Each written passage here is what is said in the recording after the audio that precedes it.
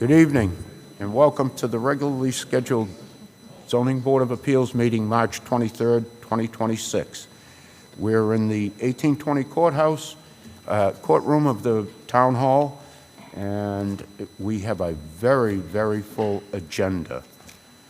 But we have one thing that we have to get out of the way right away, and that is when blueprints, our plans go to the Registry of Deeds, they have to be a certain type, and they have to be signed a certain way, and especially on comprehensive permits. We have a set tonight here that we have to sign right now, and then that gets that out of the way. So it's going to take us a couple of minutes, and then we'll start with the first case will be Alden's Reach. Just give the board a couple of minutes, please.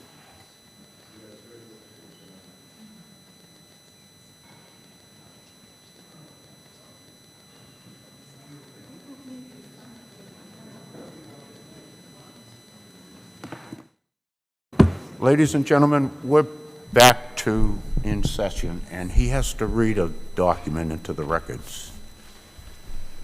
Okay, thank you, Mr. Chair. This is regarding Bartlett Ponds, Pasture Hill Phase 2. The ZBA issued a comprehensive permit in September 2005 for a 40B project consisting of 60 single-family dwellings, 45 market rate, and 15 affordable. Phase 1 of the project consists of 20 homes and is nearing completion. In an effort to begin Phase 2, the applicant returned to the board most recently in July 2025 to make minor modifications to the layout of the 40B subdivision for the remaining 40 lots. The board approved these modifications in July 2025. In the case with any subdivision of land, the planning board is the endorsing authority on the plan itself after it is approved. These are typically conducted as an administrative matter, since the actual layout and the contents of the plan would have already been approved. The purpose of the final endorsement is to make the layout official and for the applicant to be able to record the plan at the Registry of Deeds. The only exception to the planning board being the endorsing authority is in the case of the comprehensive permit 40B application. In these instances, the ZBA is the endorsing authority. Therefore, since the ZBA was the permit granting authority of the comprehensive permit associated with this 40B development, then the ZBA is the endorsing authority on the plans for this project.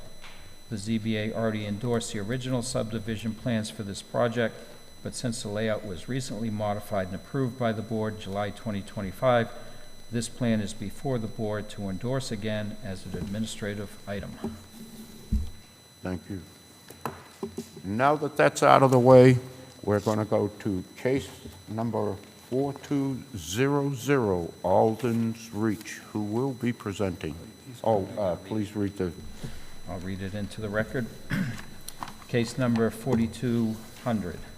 The Plymouth Zoning Board of Appeals will hold a public hearing at Town Hall, 26 Court Street, Plymouth, Massachusetts, on Monday, March 23, 2026, at 6 p.m. to hear the petition of Alden's Reach, LLC, the applicant, a Thorndike Development affiliated company, seeking what applicant deems to be a substantial modification of the comprehensive permit, originally issued April 5, 2006, as modified under 760 CMR 560511, previously issued to Sawmill Development Corporation and transferred to the applicant to add 12 units and a veteran's preference to the affordable units and the overall development on Band Drive, shown as parcels 073-000, 017-000, 073-000, 007, 008, 081, and 073-000, 007, 188 of the assessor's map stated January 1, 2024 in the rural RR and R25 districts. The petitioner or his or her representative or any other person interested in desiring to be heard on this request should appear at the time and place designated. Thank you. Seated on this will be Mr. Leary, Mr. O'Reilly, Mr. Conroy, Mr. Peck, and myself. Who will present? Good evening, Mr. Chairman. Should I pull this forward, or can you hear me okay from here? Is that microphone on real good? Is that green button on? It's on. I just didn't know if I needed to pull it forward, but if you can hear, I'll proceed. For the record, Peter Freeman, representing the applicant, and from the applicant development company, we have Lloyd Geisinger and David Eastridge, and also our engineer, Brandon Carr from Dupree Engineering. As the legal ad said, this is a change where there are two components, and I'll give number 2 first, which is a desire to have veterans preference housing, which is a new thing in Massachusetts as of about a year and a half ago. So to accommodate the ability to have the new veterans units, the proposal is also, number 1, to add about 2.12 acres of land and to add 12 units to the existing number of permitted units. And that will allow us, under the new statute, to have 10% of the entire number of affordable units in the whole project as a local as a preference for veterans. So the details I will turn over first to Lloyd. Thank you. Thank you. Oh, good. Thank you, Peter. For the record, my name is Lloyd Geisinger. I'm the president of Thorndike Development.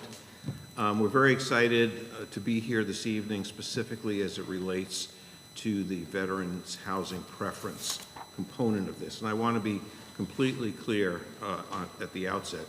These are really two separate items that we have included in one request before. I do not want the board to feel at all that if for whatever reason it doesn't feel that our proposed addition of 12 units makes sense, that means we won't do the veterans housing. That's not the case. We would very much like to go forward with the veterans housing and hope that we have your support to do it. As Peter mentioned, the veterans housing, there was new legislation passed about a year and a half ago in the Commonwealth that has hardly been used at all yet, but allows a community like Plymouth to make the election to set aside 10% of the affordable units that are part of a project, as long as those affordable units are such that they qualify for the subsidized housing inventory for veterans. And specifically, that means that if the board adopts this, votes to approve this change, we as the developer would be obligated to set aside, in this case, 4 of the 43 total affordable units, 10%, for veterans, in each case for a period of 90 days. So the way the statute is set up, when we are running a lottery for a particular phase, and there'll be at least 4 lotteries, one of those condominiums would be set aside for veterans, advertised for veterans. These are do not need to be disabled veterans. This is anyone who is a veteran who qualifies for the 80% median income component of it. And for 90 days, we are not allowed, nor would we intend, to market that particular home to anyone other than a veteran. If after 90 days no veterans have come forward that are qualified, then at our election, we can offer it to the general population. The 80% of median income still applies. So that's the way the statute works, and I got the actual legislation in here. I actually didn't mean to get into it in such detail before moving forward, but I wanted to make sure that that was clear. So for the audience, anyone who's not familiar, Alden's Reach, which was originally part of the comprehensive permit that included Sawmill, which is now broken off as a separate 60-unit condominium directly abutting Alden's Reach, and is at the west of the Shallow Pond Estates in South Plymouth.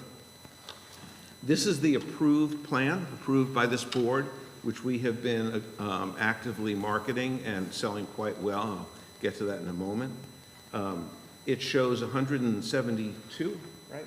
Yeah. 172 total condominiums, 25% of which are affordable, broken down into 4 phases.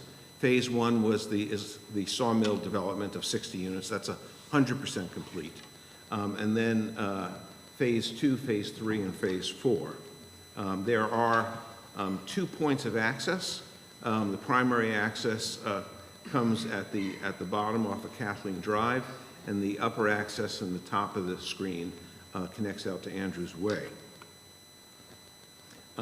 As I mentioned before, this is the actual text from the Veterans Preference Enabling legislation. A city or town may enter into an agreement with a housing developer or a residential development owner to provide a preference for affordable housing to low or moderate income veterans. The preference shall be for up to 10% of the affordable units in any particular development. We have confirmed with the state that the allowable number here would be 4. We thought we might be able to get 5, but their interpretation is 4. There was also some question when we were first looking into this whether or not the ZBA was the appropriate authorizing board under the way the statute is written, or whether there would have to be, if the board chose to endorse this, a separate endorsement from the select board. And town council has provided us with an opinion through staff that the ZBA is authorized to enable this without a need to go to the select board. I won't bother going through the rest of this text. It was in your package, and we can certainly circle back if there are any particular questions, but I think I've described to you the essence of how it works.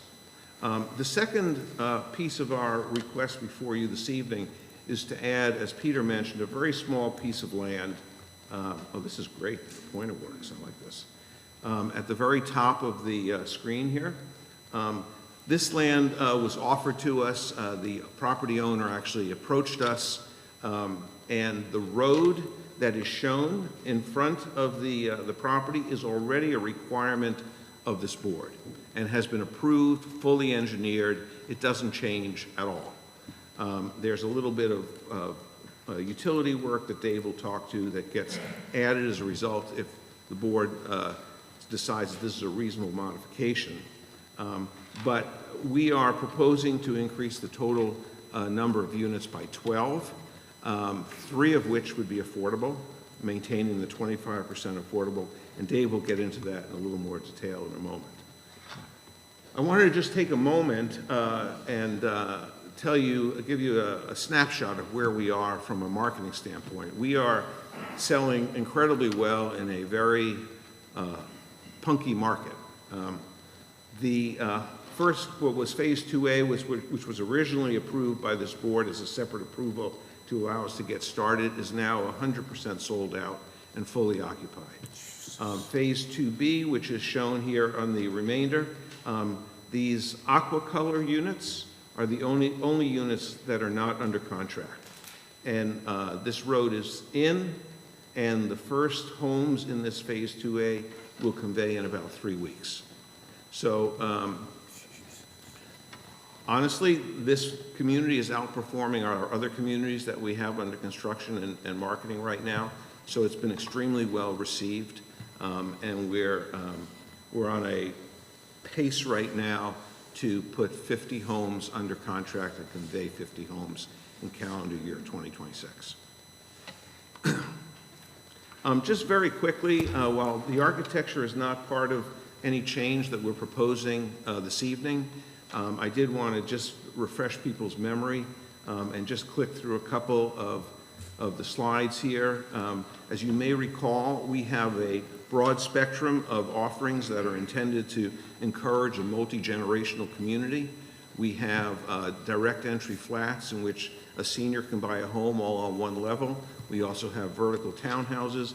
Everything is organized into a friendly streetscape, a lot of front porches to encourage people to sit outside, see their neighbors. This gives you a sense of how the community is organized. And if you give us about 2 months and go down there once the landscaping is installed in Phase 2, I think you'll get a very good feel for how this will play out over the rest of the community. Just a couple more shots showing the commitment to the pedestrian streetscape. This gives you a nice view from up above, how the sidewalk is set back and is marked through a stamped pavement as it crosses the driveways, which you can see in this location here. It shows up a little better there. And with that, I'm going to turn the presentation over to Dave. Thank you, Lloyd. So I want to describe in a little bit more detail kind of how the affordable Excuse me. homes work. Yes. For the record, will you, David Eastridge, Thorndike Development. thank you. So I wanted to describe in a little bit more detail where the affordable units are and how the veterans' preference homes are going to be designated. So I did want to emphasize one thing Lloyd mentioned was that we are building this existing road consistent with previously approved plans. And so we are adding units on a road that kind of already exists within the approved permits. The way that is being achieved is that there are 4 3-unit buildings being added. 1, 2, 3, and 4. So you'll see that 2.5 of those are on the new parcel of land, and 1.5 of the new buildings is on the existing parcel of land. So this is the old property line right here. So I just wanted to make that clear. Not all 12 units are on the new parcel. And we achieve that by kind of condensing the spacing between units 53 and 63 that run all along this edge. So a little more detail as to kind of the logistics of the site plan. I also want to clarify one item. In our original submittal, we described this new parcel as Phase 5. We want to keep any decision described as an expansion of Phase 4. And there's a couple reasons for that. One is, as I described, the new units kind of straddle the line between the old land and the new land, and there's a lot of conditions within the existing permit that refer to Phase 4 and are silent on a potential Phase 5. So it's just a cleaner way of integrating this change into our existing permits. So in regards to the affordable unit count, so currently we have 43 affordable units. So that's essentially 25% of the currently approved 232 units, but it's one more because Sawmill at one point, which you may recall, required 30% affordables. So instead of there being 15 affordables in those first 60 units, there's actually 16 affordables in those first 60 units. So that one's a little bit different than. Anyways, I wanted to make that clear because the math doesn't work for 25% across the whole project. So the unrestricted affordable homes will go from 43 down to 42, but the units with veterans preference will go from 0 to 4. So that's how it all adds up. In total, we're looking to increase the project size from 232 units to 244.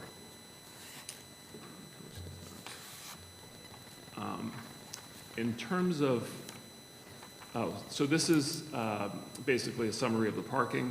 This is pretty straightforward. We had a little over 2 spaces per unit.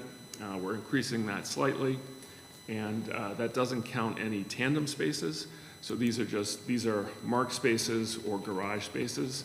Tandem spaces, otherwise known as parking in front of one's garage, are not included in that count. So that's above and beyond. These are the additional kind of tandem spaces if you counted parking in front of your garage. So nothing substantially different, all proportional to what we've seen before. So on here, this is a similar slide as before, but I wanted to point out how the allocation would work for the veteran's preference. So essentially, we would allocate 1 unit within Phase 3A, Phase 3B, Phase 4A, and Phase 4B for veterans' preference. We haven't identified a specific home because the way the lottery works is you open up kind of a certain area of the site to the lottery and say there's 8 homes or so. And the first person who comes in who meets the eligibility requiremements is allowed to pick which home they want. So we want to allow that same type of preference for any potential veteran buyer. So that's why we haven't designated a specific home. But there will be one within each one of these phases, 3A, 3B, 4A, and 4B. Let's see. There's a little bit of information on the number of bedrooms down here too. So this will increase from 600 to a maximum of 630.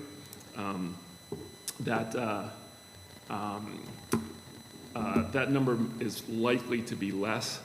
It assumes a certain number of optional upgrades to include a bedroom in a home, and this assumes that 10% of that one unit style might opt for that, and right now we're getting about 2%. So we're comfortable that this would be a maximum. More than likely, it will we'll have fewer bedrooms than the 630 at the end of the project.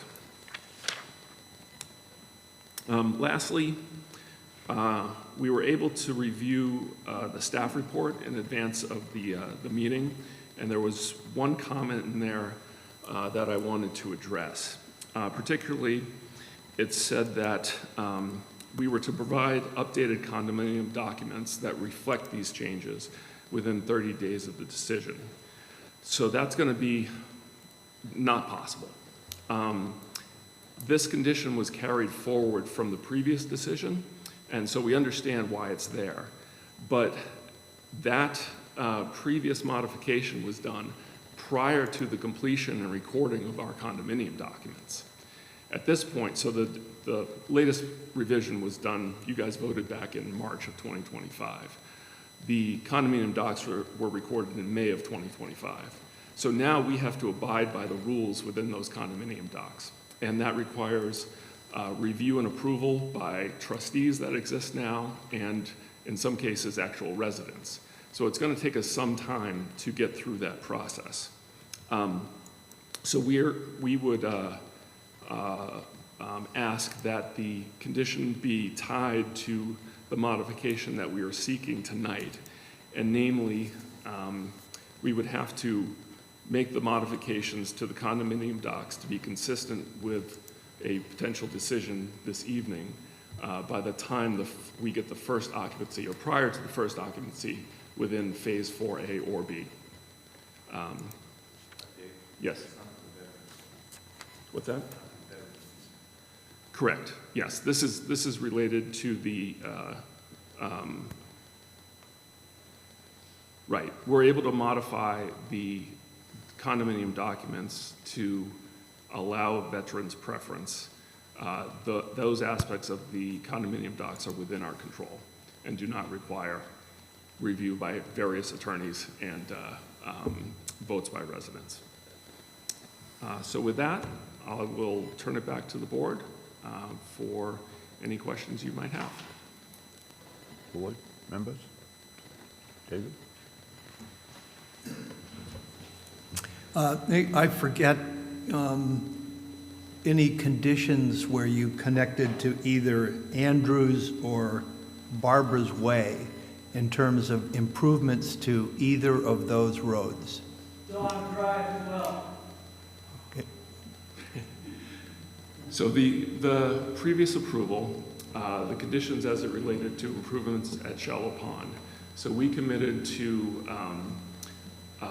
well, first we committed to improve the drainage at one of the intersections along Kathleen Drive, which we've already done this past year. So that was one of the, let's say, most degraded areas, and also where the buses stop. So we've done that. We are required to basically repave, so mill and repave all of Kathleen Drive from our site out to State Road prior to the, I forget what it is, but it's tied to an occupancy in phase 4. So it's a little bit down the road. The condition as stated says that we are to fill potholes on Donna Drive at the time that we repave Kathleen Drive. So we've had conversations outside of a public hearing that the desire from Shallow Pond is for us to repave sections, basically take the money that we would use to pave potholes and actually repave sections of Donna Drive that are most degraded. There's a few sections, having driven it a couple weeks ago, that are kind of really falling apart. And we're fully amenable to doing that. So we're also to install, let's say, legit HP ramps with detectable warnings at all the road crossings. Thank you. Michael? I do have a couple questions. One is, so you've already, with the Veterans Housing, you've already okayed that with the subsidizing agency? Yes, we have.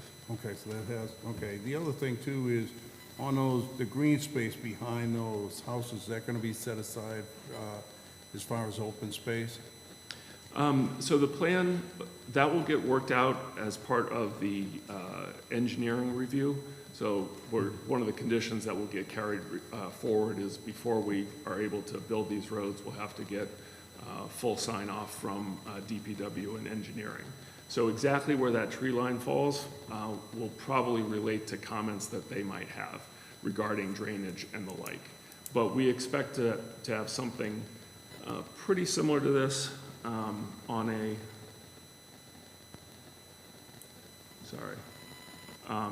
so in your package, you've also received this more, let's say, engineering-like plan.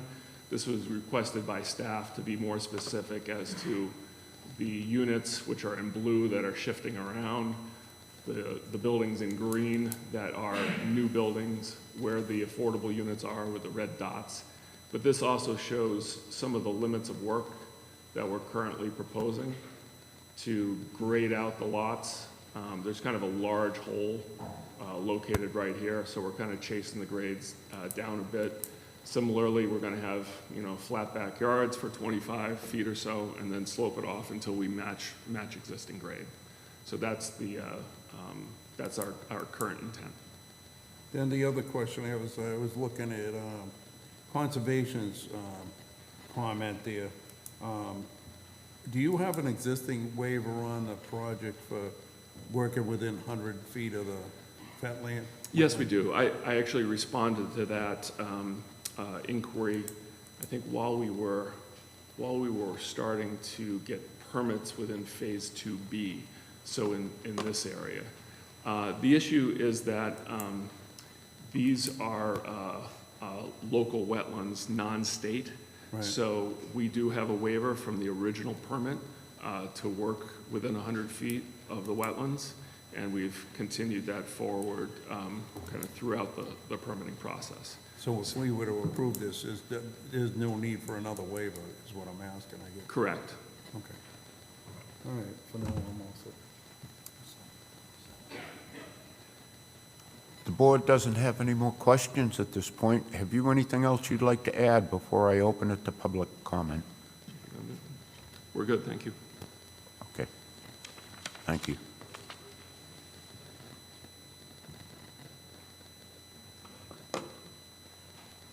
At this time, I will open it to public comment for anybody that would like to speak to this matter, and I see a lady's hand right up in the air. Please come to the microphone, identify yourself because it's being recorded.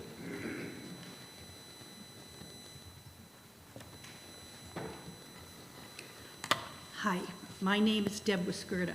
Can you put that back on the other one before this? Could they do that one? I can't, Kind of but the more engineering one? That one, thank you. Sure. Hi, my name is Deb Wiskerta. I own the lot 781, 85 Andrews Way. I'm at the corner. Oh, here we can do this. I own this lot right here. I've lived in this house with my family since 1990. I've been there for 36 years. My husband and I built the house there. We built it, Ronald Larry built it there. This is the third time I've been in front of you people. And this is, and my husband died 2 years ago, so now I'm fighting by myself. As you can see, they are putting 3 houses across from me. They're putting a house behind me, and it said 38 feet. And the retaining, whatever it is, I call it the ditch, is right behind me. So my house is right here. So, whoops, sorry, now I wrecked it again. Right.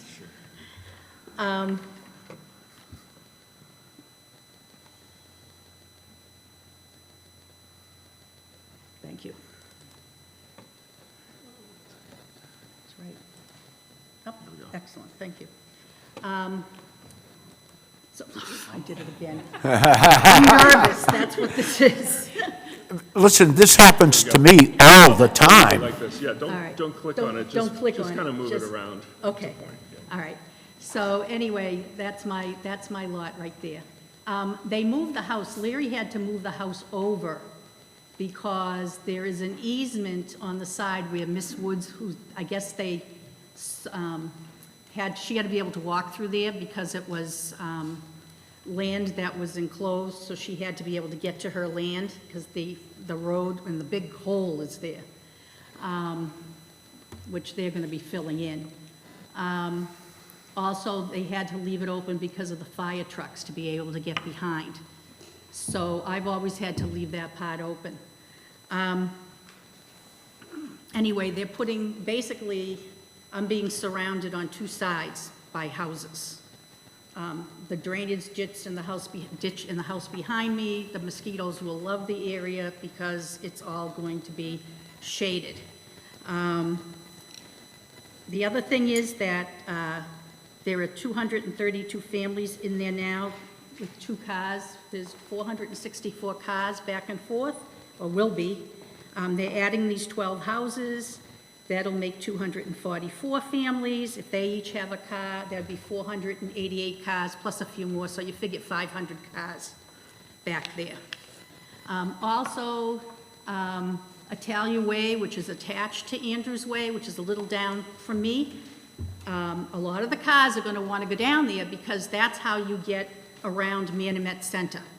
And Manomet Center is horrible now, trying to get through in the middle of the center with the lights there. So you're gonna be going down Italia Way into Bartlett Road. And I saw that there's another section there adding more houses down on Bartlett Road. So all that neighborhood is also going to be affected. Let's see. The other thing is that they have not, Thorndike reached out to me in December. They sent me a text, or an email. I sent an email back. They did it, they sent it the 2nd. I emailed them back the 8th. I never heard back from them. So I checked with with John Kelly, who is the president of our association. He said something about that they were trying to, they were gonna try to get more, well, I don't even think it was then. I think it was later than that. He said something about, you know, putting in getting 2 more acres, and they had asked to contact me, but they never contacted me. Excuse me? Yes. But we have a 3-minute time limit, and Okay. Anyway, I do not know anything about the drainage. I have no idea about the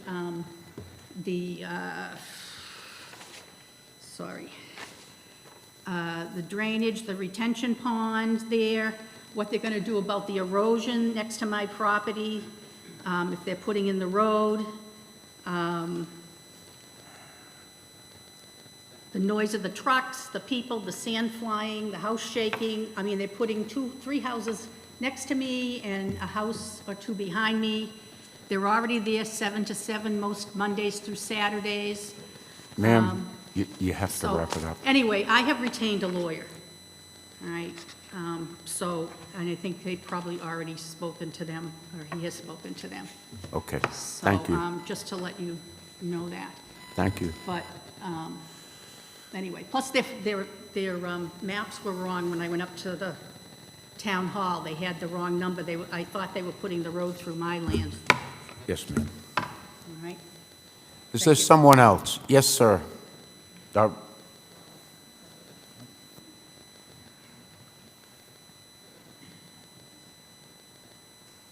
Hello.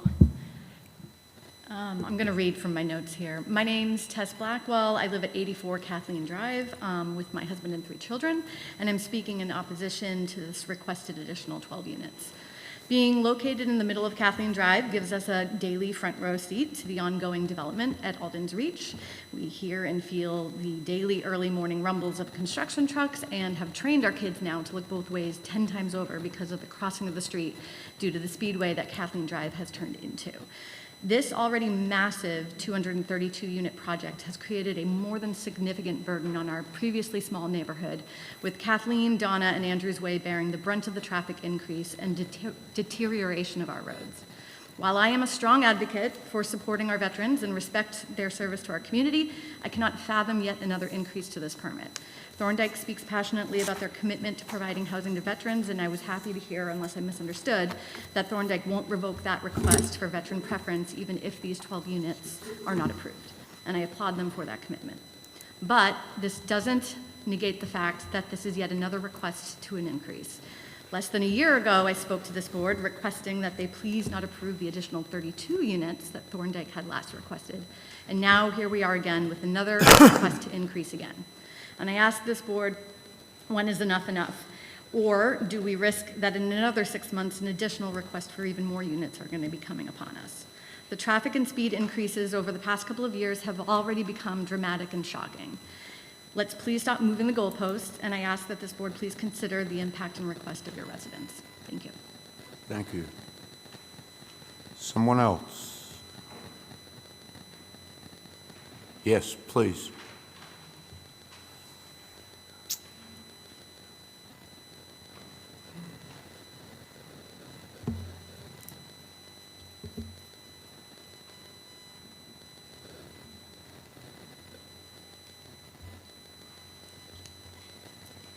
Hi, I'm Sally Hertz, 18 Penny Lane, Shallow Pond Estate resident. Over the years, the zoning board has stated that they have limited power over regulating the development of 40B projects. State law holds jurisdiction over local regulations. Where you do have some ability to control the outcome is through the comprehensive permit order of conditions. The permit's conditions should be to protect the town and its residents, and it's your duty as appointees to this board that you see that that be done. I'm actually here to speak with you, and I was glad that the question was asked about road mitigation concerning Alden's Reach. The core request that I have and that the neighborhood has is that we request that the ZBA make the resurfacing of Andrews Way and the rehabilitation of Donna Drive a mandatory condition of the applicant's comprehensive permit. These improvements are necessary to offset disproportionate wear caused by the expected construction and residential traffic through the Alden's Reach project. Justification for the mitigation: the project has grown from 232 units and is now proposing an increase to 244 units, all utilizing Shallow Pond Estate's internal roads. Heavy machinery and contractor vehicles caused accelerated deterioration to the road's asphalt surfaces. The transition to a through access road for over 240 units exceeds the original design and capacity of these ways. Deteriorating surface creates hazards for residents, pedestrians, and emergency vehicle access. The precedent and commitments.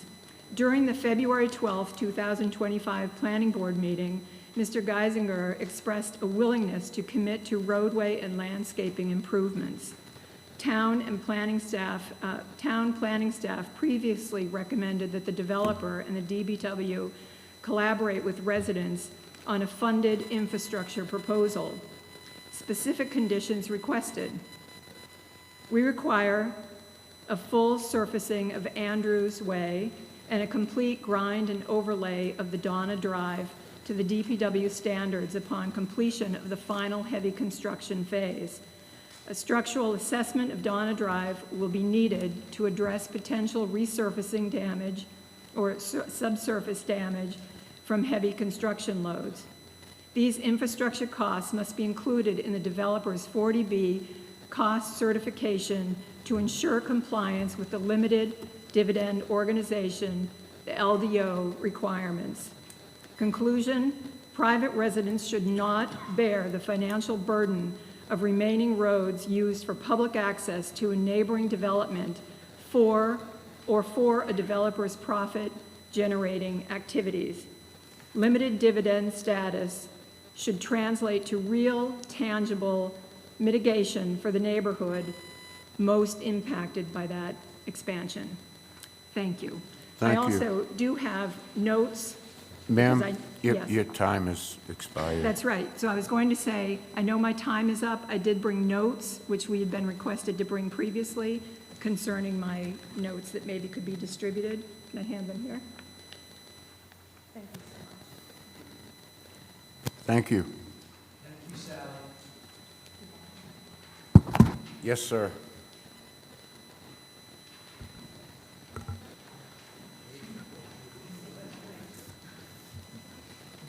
Good evening. Tim Schaubrick, I'm at 21 Kathleen Drive. I'd like to take a moment to talk about something that we're talking a lot about roads and the conditions of the roads, but as this board is aware, those roads are unaccepted roads, which means also the utilities under those roads are unaccepted. So right now, every homeowner in Shallow Pond owns a bit of those pipelines. Pipelines are almost 40 years old. And we've been adding more and more strain on these pipes. When we looked at this last time, there was a water study. That water study was not specifically on those pipes. It was kind of an area water study. But we've added 232 homes to a system that was designed for 180. And here we are looking at adding even more homes. At what point are those pipelines, those water utilities going to fail? I will tell you as an old facility manager, it's never if a system's going to fail. It is when a system is going to fail. And we keep adding more and more demand on these systems, which frankly at this point, as some of you know, the homeowners are trying to get the roads accepted, which means the utilities accepted. But we keep adding to something that's already a problem. So I have a real concern. This winter was really tough on our roads. Donna Drive's a complete mess. I had a very big pothole in front of mine. Fortunately, the town did come and fill it. But we've had a lot of traffic, heavy traffic, on old pipelines, and we keep adding to them. At a certain point, you need to say, hey, in order to move forward, we need to do something with these utilities. I don't know what the answer is, but I'm telling you there is a problem brewing here, and all that's been happening is we keep adding. They're gonna fail, and when they do, it's gonna be a real mess. Just legally it will be a mess, because nobody knows who really owns these things. So that's my comment. Thank you. Someone else? Yes, sir. With your hand up.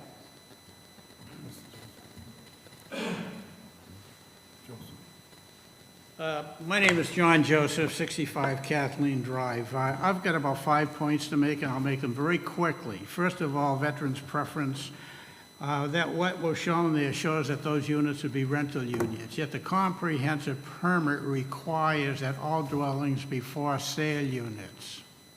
Next, the easement that was granted by the former owner was to the Woods estate, and therefore we are not required to provide access to any other adjacent lands that are beyond the Woods estate.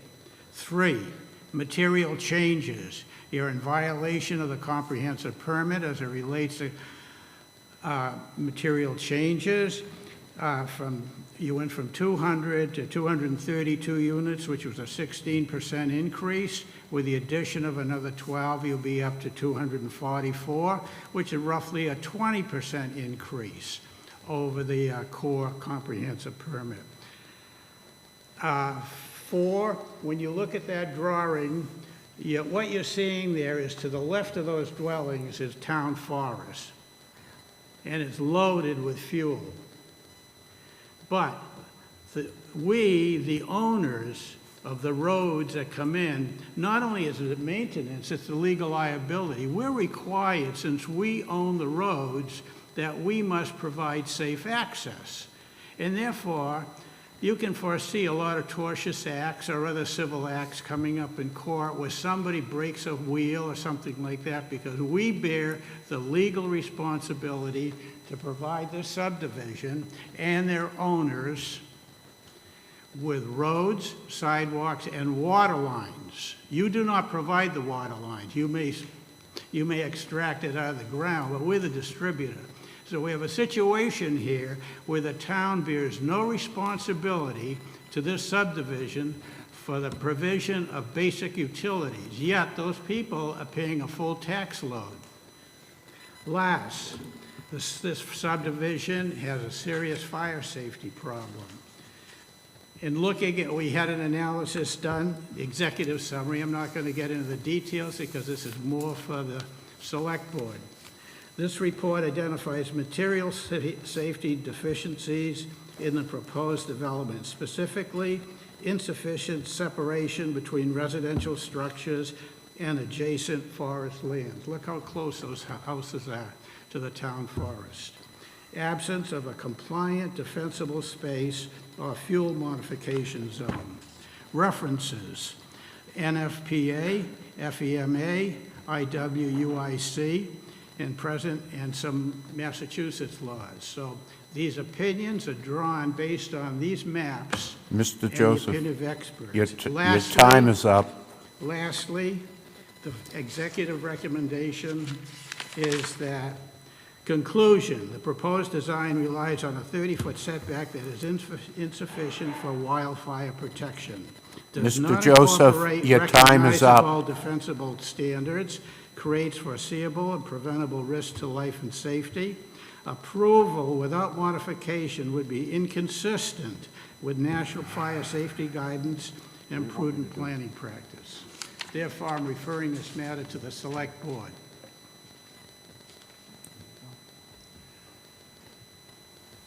Next. Yes, sir.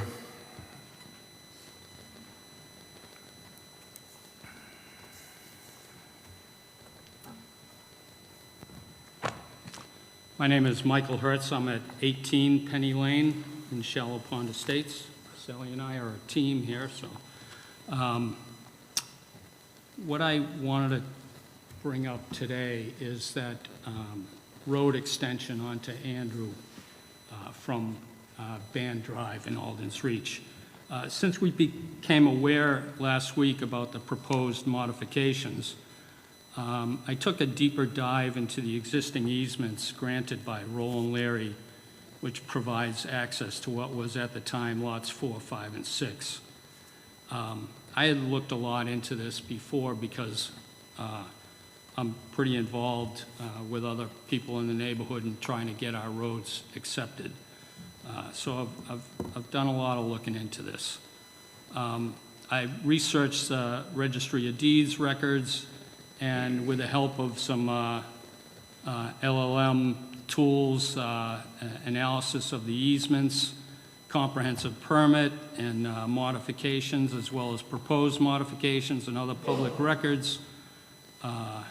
So I'm not here speaking in favor or against the new modification proposal. I just wanted to make sure that all the i's are dotted and the t's are crossed, which perhaps has not always been the case with this project. So the permit calls for a second egress onto Andrews Way. Plans show this to be over lot 7R-2. The new proposal is to add 3 more buildings on lot 7-188, which abuts lot 7R-2. So the core issue may be a lack of legal access. A review of the recorded easements 1990 and 1993 from Roland P. Larry Company shows 0 legal rights for the developer to cross or utilize lot 7R2. Existing easements are strictly limited to named subdivision roads and 2 specific utility corridors, neither of which include or burden Lot 7R-2. Any project infrastructure, including access roads, utilities, or stormwater facilities proposed to cross Lot 7R-2 currently lacks a legal basis. Under state law, a private developer cannot utilize town-owned land without a recorded easement, a deed, or a specific vote from the Select Board at town meeting. Lot 7R-2 is town-owned property. The ZBA must ensure an applicant demonstrates valid legal access to the site via public ways or private easements before granting approval. Has the developer provided a recorded deed or easement from the town of Plymouth that specifically authorizes crossing Lot 7R2? Sir? I don't think it does. Your time has expired. I got 2 more sentences. Go right ahead. You will allow me. Does the project engineer confirm that no proposed utilities or secondary access points encroach upon town-owned land? Well, that's a no. So the ZBA should formally request town council to verify the town's legal position regarding this remnant lot before any special permit modifications are granted. Thank you. Thank you. And I also Someone have else. some Yes, sir. With the blue jacket or dark jacket on, yes.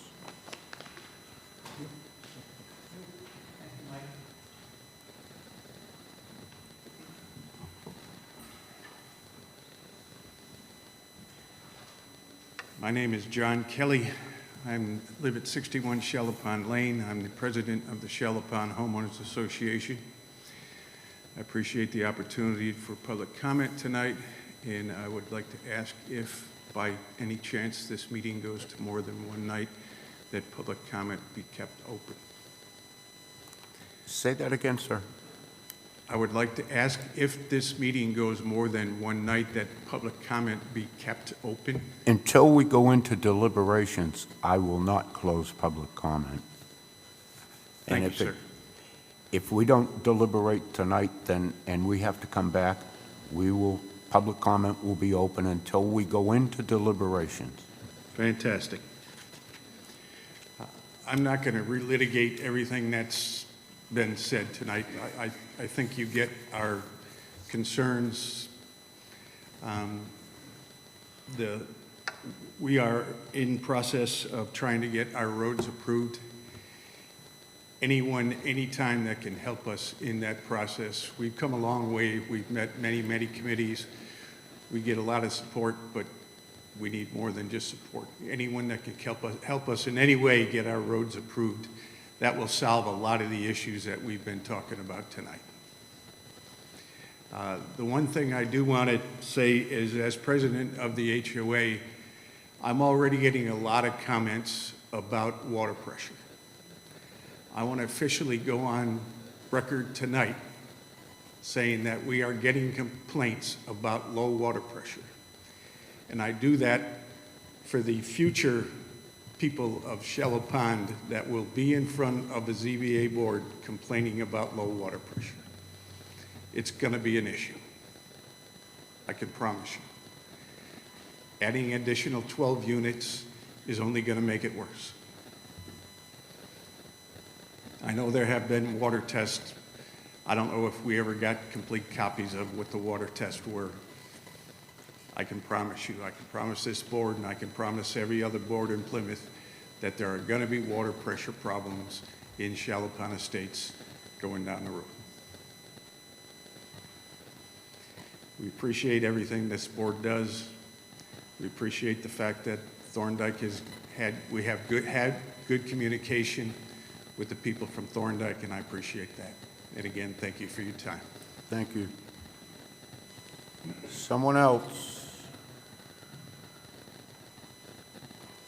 Seeing no one else, I'm going to bring it back to the board and to the proponent. And I'm going to ask, have you guys got any questions that you would like to ask? I'd just like the petitioner to address the easement issues.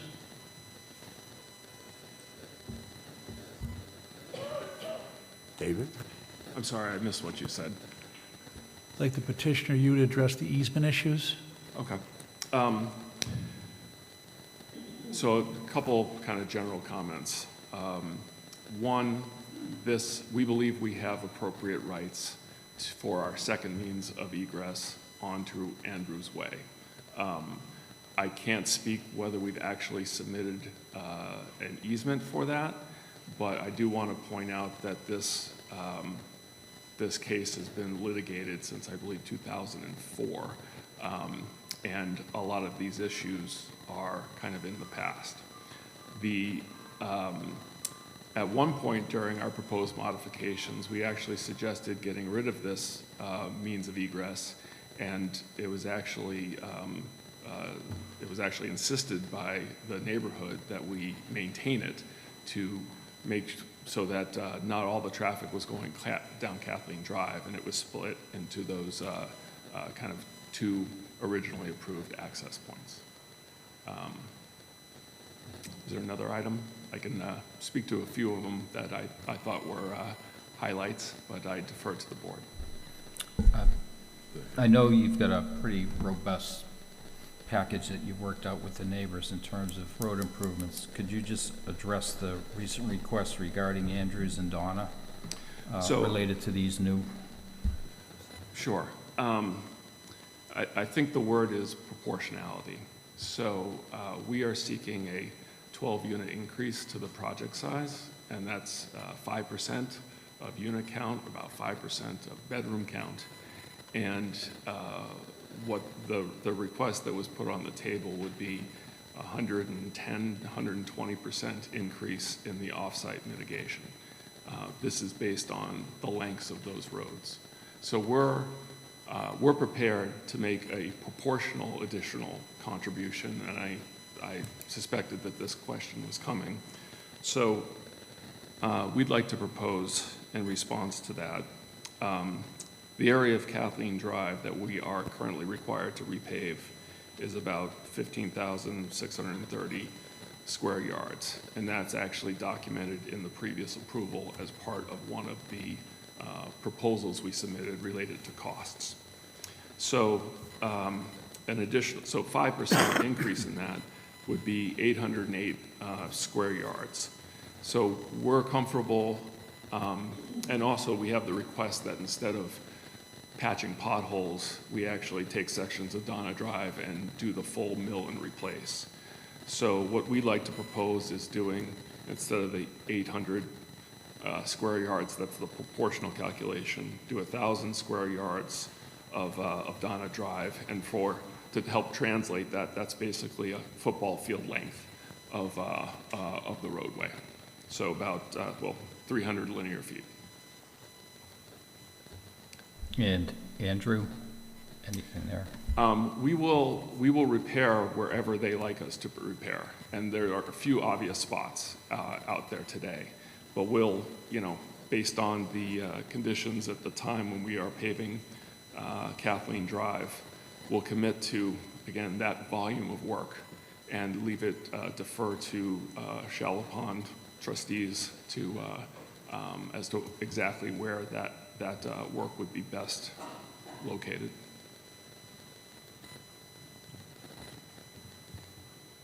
Dave? I recall in our past conversations also Alden's Reach joining with Swallow Pond to petition the town to accept those roads. That's been a constant in all of our conversations, that those roads are taking a beating, will continue to take a beating. So I'm not sure how to condition it, but I would certainly want you guys we just heard from the president of the organization to petition. I think we as individuals would certainly be in support. We've heard that now for 20 years worth of concerns. So I don't know how to make that part of our deliberations. The adjoining roads need to be repaired. You've offered some additional mitigation, but it needs to be more. We've heard about the utilities underground. If, once they're accepted, then the water department the town would be part of that responsibility as well. So I'm not quite sure how to get there, Mr. Chairman and everybody, but we got to do a better job on the adjacent roads.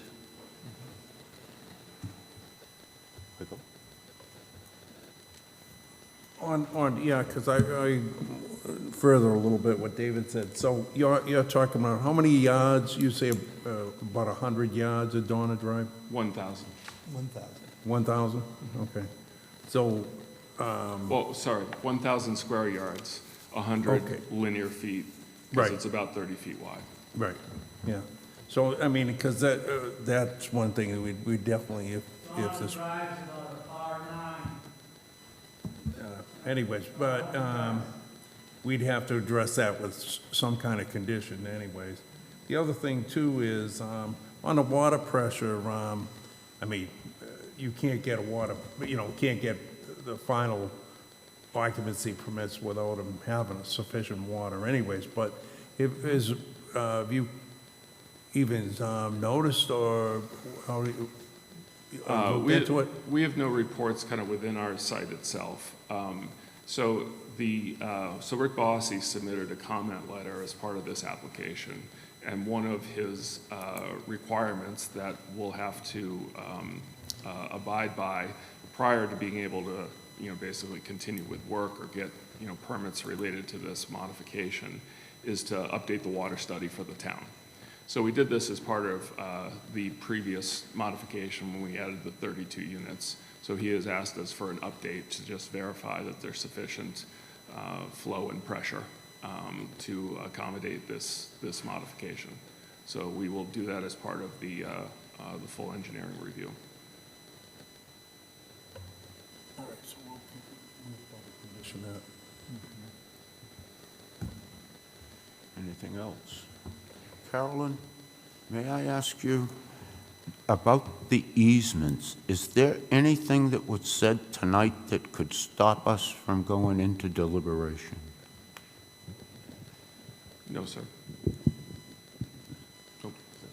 So, thank you. Sorry. So for the record, I'm sorry, I thought you were looking right at me.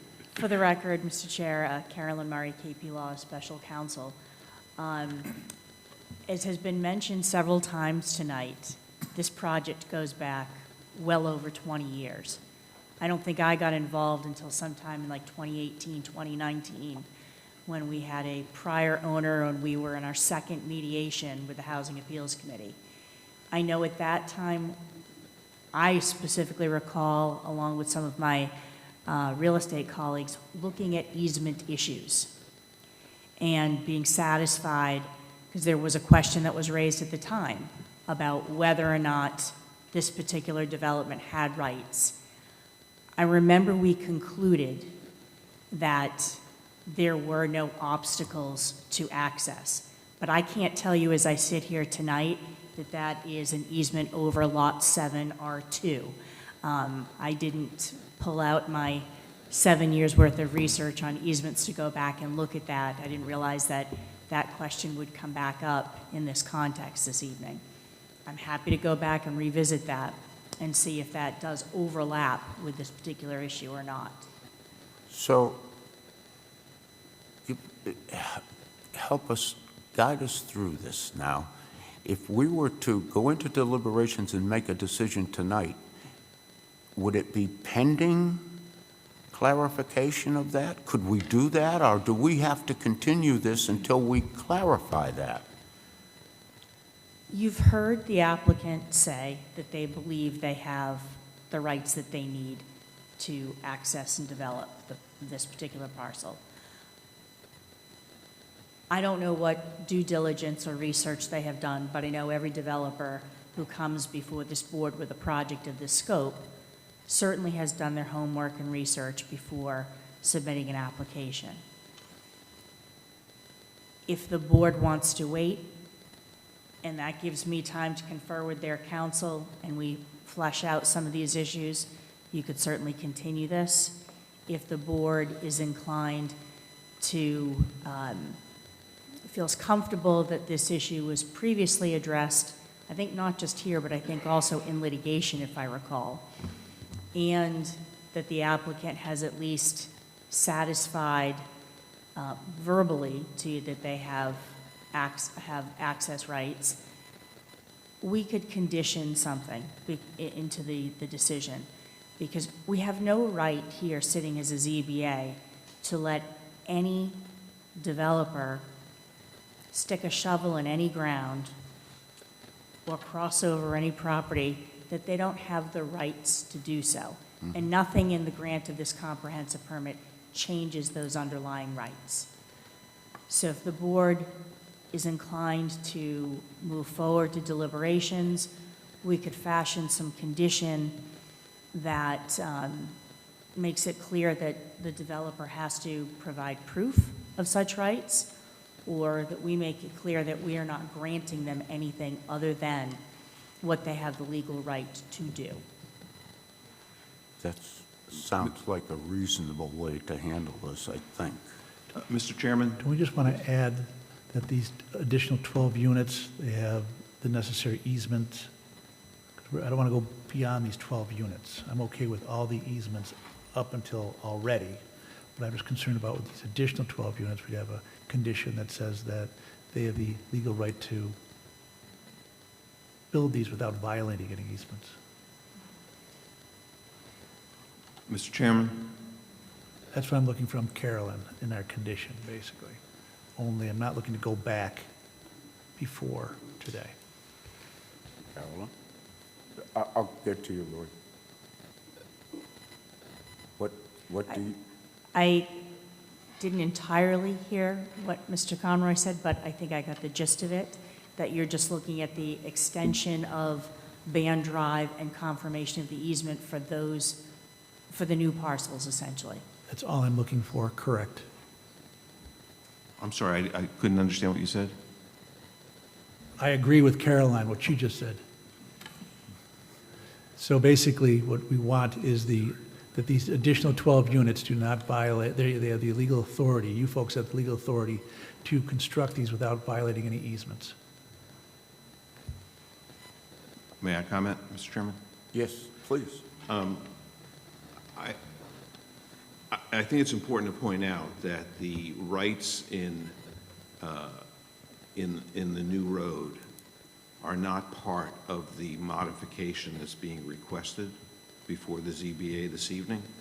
That road has already been approved multiple times, as Town Council pointed out. The land that we are acquiring directly abuts that road. If, as Mr. Conroy is suggesting, the board wants to see that while that road is approved, that we meet all of the criteria to allow those 12 units access to that road and condition it as such, we can comply with that. But I think it's important to note that the issues raised this evening relative to whether or not that road has access rights for Alden's Reach is not part of the modification that is being requested this evening. I understand that. Well, what would the board like to do at this point? I've heard the information that I need, I think, and especially since Carolyn has given us a way to clear up those deed issues, those easement issues. I'd like to go into close the public hearing and go into deliberation, but that's my feeling. How do you feel, Michael? Well, I thought we only started again. Yeah, I would say we could, we'd have to maybe add a couple conditions to that effect. But, yeah.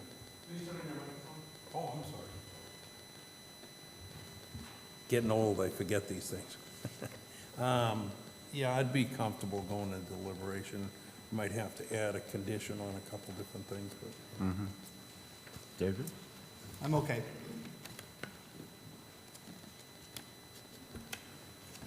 There's no other option to go into deliberations. So, at this point, the board feels as though we've heard enough information to deliberate amongst ourselves, and we will do that right now. So I am going to close public comment. And before I go any further, let's talk about that for a minute. 15 years or so, maybe 18 years or so, this kind of really got going.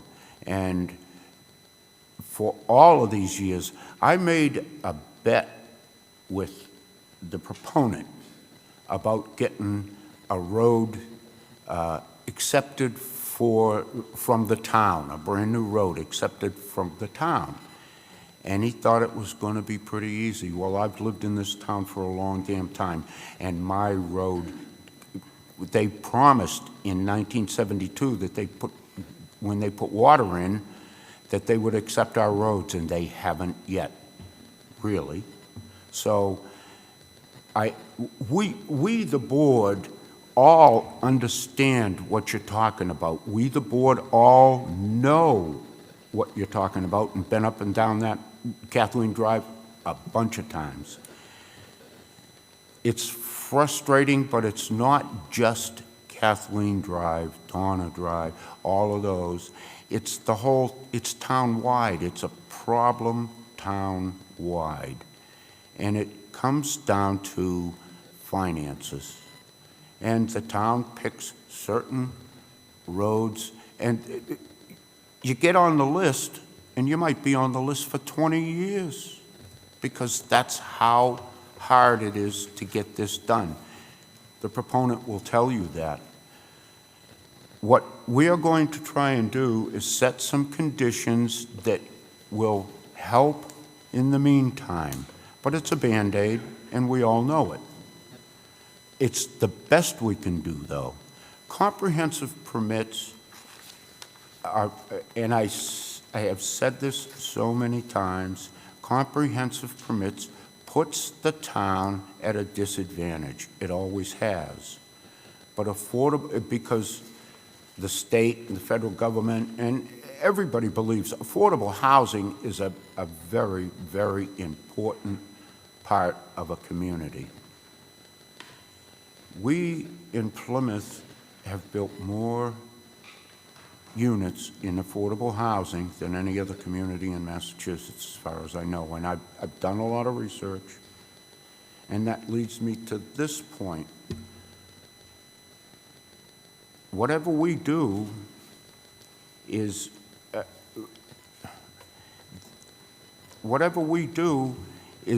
best we're going to be able to get. And if this part of this permit were appealed,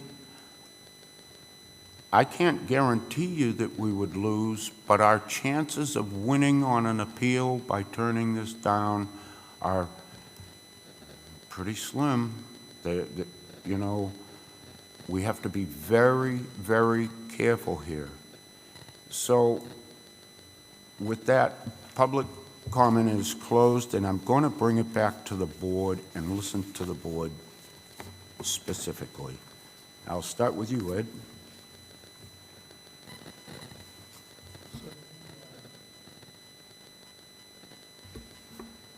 I'm okay with what they're proposing. I definitely want to put some footnotes in there about the easements. And I think the biggest thing is the easements. And are you asking whether it's substantial or insubstantial?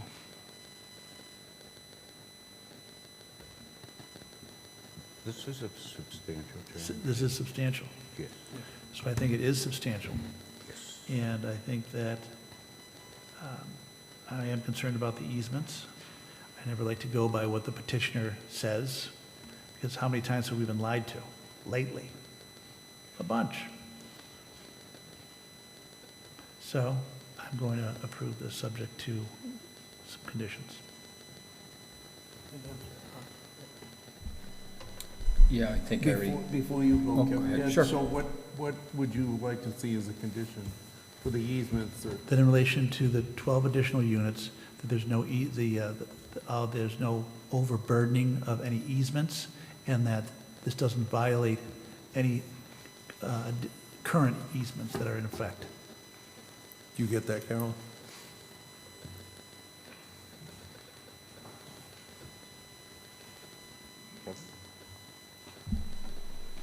So as it relates to Donna Drive road improvement, I think that's pretty straightforward. It's a little ambiguous in terms of the work on Andrew.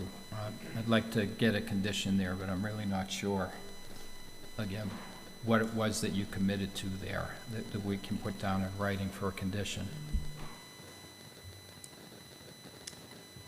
I would suggest Hold on. 300 linear feet of road within Shallow Pond, in addition to our commitment to repave Kathleen, wherever they like. Okay. Excuse me. David? I am going to build off their word that they're offering proportional improved mitigation. They started at 200, then they went to 232, and now they're 242. You divide 242 by 200, and it's 20%. It's not 5%. Perhaps some of the other interim mitigation, but I would like to double that amount. So instead of 300 lineal feet, to, I think, reflect more proportional offer to work with Shallow Pond, that they offer 600 lineal feet, working with them in that location. And I'm just building off the offer of proportionality, moving from 200 to 242. Otherwise, I'm in support, but I would like a little bit more toward working on the roads with their neighbors. I'm sorry, Mr. Chairman, can I correct a statement? Yeah. An incorrect statement, just for the record? Mr. Peck, when we were before the board and increased the project from 200 to 232, the mitigation was increased at that time. There was a direct increase, a substantial increase, that was intended specifically to address the additional 32 units. So that, so if you, in your judgment, feel that you want more, I understand. I don't agree, but I understand. But the proportionality issue does not apply. Okay. Things have changed. Okay, I take your, I take your point, but I still would like a higher number of mitigation linear feet to work with Shallow Ponds. Michael? So I guess, David, when you were talking about the 300 feet, the additional feet, is that going to be ground in, Yes, repaved, or? Yeah, one of the, as Lloyd was alluding to, kind of the modification of the spec as part of our previous, modification of the mitigation as part of our previous approval. One of the things was committing that we would mill, which was a little bit vague as part of the previous decision. It just said repave. So, and adding some of those HP ramps and the like. So we would use the same spec to answer your question. We would mill and repave. It's what's required. Otherwise, it'd be lipstick on a pig. Right, and that would be the 300 feet on Donna, and I of course, would- we're going to be doing Andrew. Again, I haven't driven it, obviously, as much as the residents, but I've spotted a few areas on Donna, but we're flexible. You know, wherever they feel they would prefer the repairs to be done, we're open to that. If it's in 3 different segments, that's okay as well. I'm not gonna do, 100 different segments of 3 feet each. Yeah. But, there's a few sections that have substantially deteriorated that we would focus on, and this would take care of the work. Yeah, I mean, basically, what I'm talking about is the condition. So if we would condition it, we would say, 300 lineal feet of the road. Yep. Well, I don't know whether we put their choice, but I don't know how we did condition that. We'll have to think about that one, I guess. Yeah. I mean, we have good lines of communication. We have different we have disagreements over the amount of mitigation, but I feel pretty comfortable we can work out where the work is going to get done. Okay. And then you had stated you definitely required one more, again, to do, make sure that the water pressure is sufficient? Yes, it used to be Environmental Partners. I forget the name of the company that, what's that? Apex. Yeah, so I think Apex purchased Environmental Partners, or there's some transition there. But we did a study, basically funded a study for Apex to do and upgrade the model for this area of the town. So we would do that again based on the addition of the 12 units and make, whatever mitigation that report, recommends. That's something we need to condition, Carolyn, or is that implied? I would suggest that you, incorporate the recommendations from Rick Bossy in his letter that he submitted. And that would cover this issue. And he's got a few other ones that are, in my opinion, kind of repeats of previous conditions and comments. But we have to go through that whole process, and it's rigorous. Okay. Yep. Is that it? Can I ask you a question, David? Sure. How much, no, I'm confused about between 300 and 600 yards. What the, They modified cubic yards to lineal feet. so, So the way I arrived at that number, I took the square yards, not the cubic yards, the square yards of Kathleen Drive.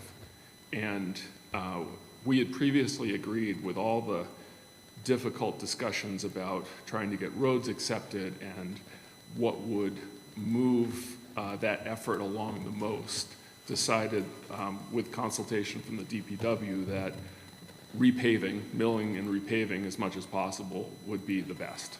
So that's how we decided, on a fixed scope, if you will, rather than dollars or funding a study.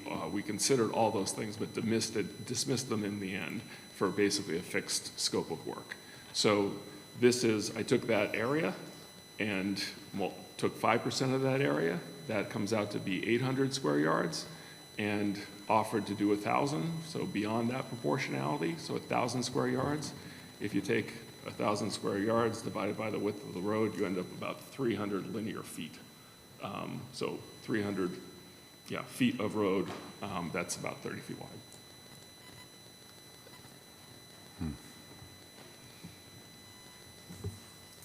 well, Carolyn, have you anything you would like to say about this, about conditions? Mr. Chairman, I don't have anything to add to the condition. I just want to make sure that I capture it correctly, whether it's 300 linear feet, 600 linear feet. And I want us to be clear that we're talking about mill and overlay versus not just repairing potholes anymore. Okay. Trevor? And also, Mr. Chair, it appears we're not doing anything with Andrews Way? No, Andrew, pothole repair. Andrews would just remain pothole repair, which is what was a condition of the last modification. The last one, But we're not- Andrews, they've got to grind and repay. So- Andrews. On the original, right, David? No, No. it was mill and repave Kathleen Drive. Oh, It- Kathleen, The entire Kathleen. length, and it was patch potholes in Donna. Right. That's the way the previous condition was. Right, Was expressed. Yeah, So I was missed it, Yeah. quoting the road. Sure. But the main road going in, that's complete. And this other, what you're offering is just 300 lineal feet section. Yes, Okay. or sections, yeah. Trevor, do you have anything you want to add? Okay. Well, here's where I stand. I've been on this board 21 years. I've worked very, very hard, and why I got involved in anything in this town was because of affordable housing. Because my own children couldn't afford to live in this town. It was getting so expensive. And that's been a motivation of mine for a long time. But I am not a big fan of 40Bs, ever. I think they're too restrictive. I think that they put the community in a very, very bad position many times, or an adverse position sometimes. And this one, 2005, when I came on the board, they were deliberating this. And here we are tonight, 21 years later. And I've seen every facet of this 40B. And it was contentious beyond, Mr. Kelly will tell you, Mr. Joseph will tell you, all of the people in the audience will tell you, this has been a very contentious 40B until Thorndike took over. And Thorndike took over, and the first thing that they did is they tried to reach out to all of you folks. And that, you know, that's kind of almost refreshing for people like us, because we don't see that very often in any of these cases, because they have the upper hand already. But Thorndike did reach out. And we've talked to them about certain things. They found out that this town was the first town to be able to get units for veterans, in this case for veterans from Afghanistan and that war, housing. And we were able to do it. The selectmen, the people in the planning department, a whole bunch of people spent a lot of time finding a piece of land so that we could do that. And we have veterans living in this town now that own their own home, that Habitat for Humanity was able to get involved in. So affordable housing is very important to me. And veterans housing is extremely important to all of us, because these are the people, when we were young boys, on our 18th birthday, the draft notice came and you went and you had no choice. You were going to go into the service if you passed that physical and everything. Nowadays, the bravest people in the world stick their hand up and say, take me. I want to defend this country. I want to represent this country. And when they get back, they have a hard time finding a home. Don't we, as a community, deserve to take care of those people?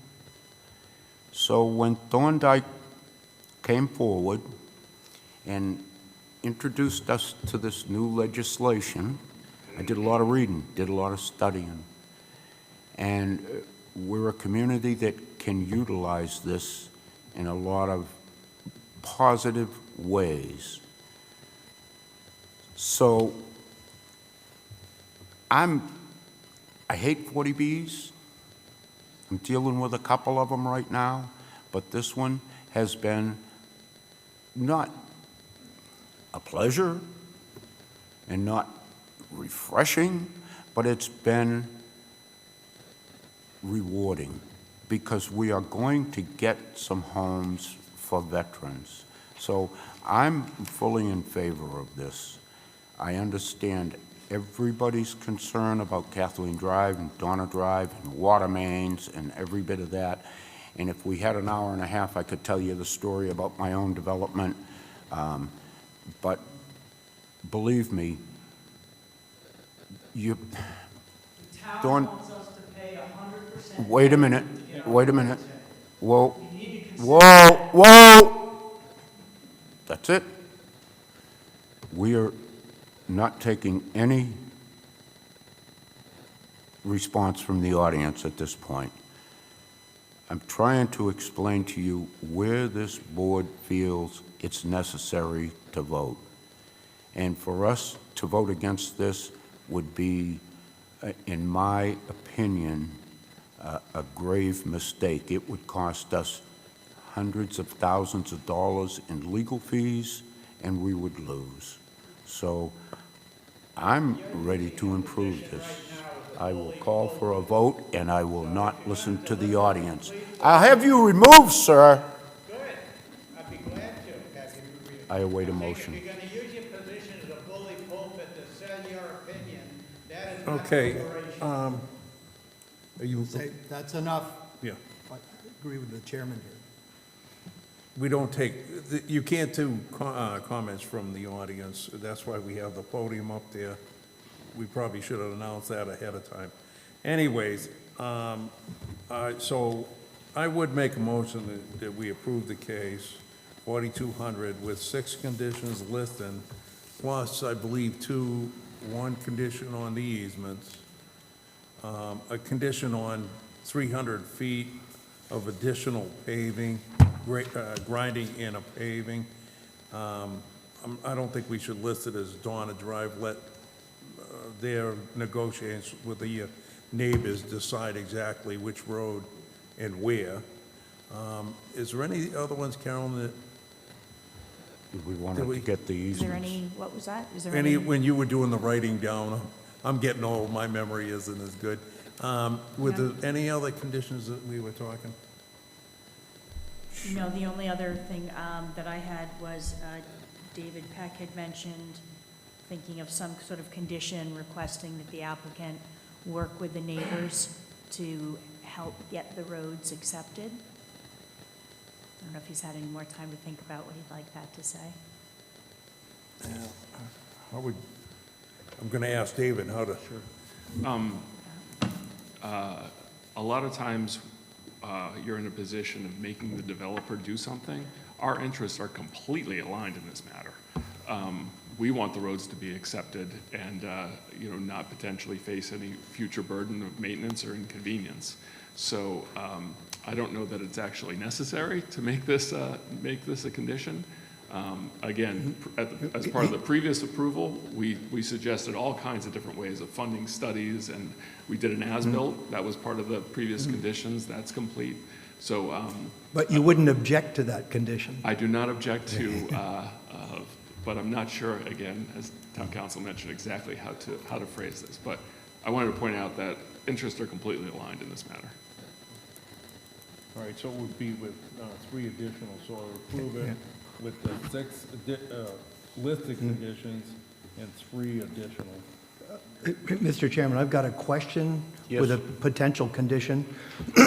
In the past approvals, because I do not have that paperwork in front of me, do we have a condition to work with potentially providing fencing at the property that is on the, I'll say, the south side of the new connecting road? If that's already a condition, then the developer could work with that neighbor. But we heard that it's a particular imposition on the neighbor, and working with the neighbor on fencing might be a bit of an acceptable mitigation. I agree. So I'm actually really glad, I think she goes by Deborah, was here this evening. That we've really kind of crossed paths in terms of trying to connect, knocked on her door multiple times. There's something I have in mind where to kind of help with some grading issues and provide additional screening. I'd like some time to kind of work that out directly with the abutter rather than have something more arbitrary mandated. But because there's actually some robust screening along that edge in terms of the pine trees that exist there today. But I have something in mind that I've been trying to work out with them for quite some time of doing a little bit of grading in exchange for providing screening that they would like. Well, I think the language could be modified. I withdraw the word fence, but the screening of the road and the rear of the property, working with the neighbor for an acceptable screening. Yes, if there's something, I mean, it's a little vague, but I feel like we can work with that. Okay, thank you. Anything else? So that makes 4. That makes 4. 4 conditions. 4 extra conditions, so it'll be 10 conditions. So there'll be 10. 10 total. Do anything else? No, I just want to thank you for your reference to the vets as the father of an Afghan vet. I appreciate your kind words. And they were well meant. And to every veteran out here, I thank you. I await a motion. I thought you made a motion, Mike. I did. With 3, now we're going to have 4 conditions, 4 extra. So 10 conditions. I will second. And David will second it. All those in favor? It is unanimous. I thank you very much, ladies and gentlemen. I thank you people for coming tonight and putting up with this. And honest to God, we all know what it's like. We're going to take a couple of minute recess, and then we've got 4 more cases to handle.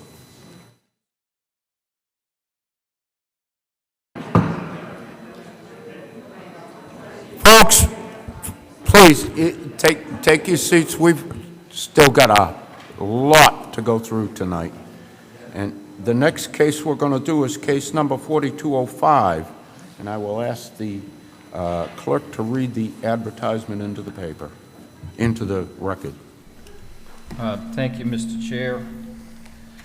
Case number 4205, the Plymouth Zoning Board of Appeals on the zoning bylaw will hold a public hearing in the Great Hall, Town Hall, 26 Court Street, Plymouth, Mass. On Monday, March 23rd, 2026 at 6 p.m.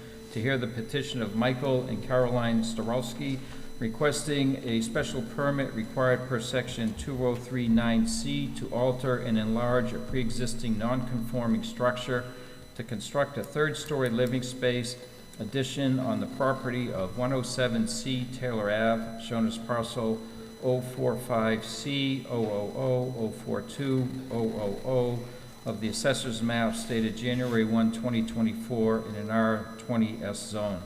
The petitioner or his or her representative or any other person interested in desiring to be heard on this request should appear at the time and place designated. Thank you. Seated on this will be Mr. Leary, Mr. O'Reilly, Mr. Conroy, Mr. Peck, and myself. Who will be representing? Good evening, Chairman and members of the board. My name is William Eads from DTM Law. I'm here with the applicant's contractor, Richard Burt. As you explained, or in the reading out of the public notice, this is a request for a special permit under 203-9C for expansion of a pre-existing non-conforming use. This property was constructed prior to the adoption of zoning in Plymouth, and the existing setbacks and dimensional nonconformities were all confirmed as part of a 2019 special permit to expand the second floor of this property. The project before you this evening proposes to add an additional 285 square feet on the third floor of the property, which is currently conforming as to height, which is, I think, its only conforming dimensional aspect. And this change will add an additional 5 feet to the current height. Would it help if I change this page? Sorry, I'm not actually.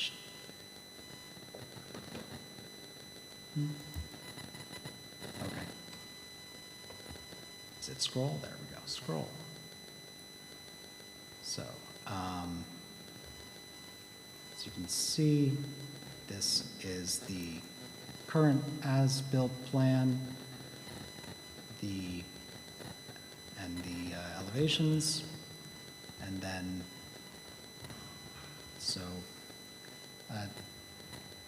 Donna, or, sorry, how do I get to the revised version of this one?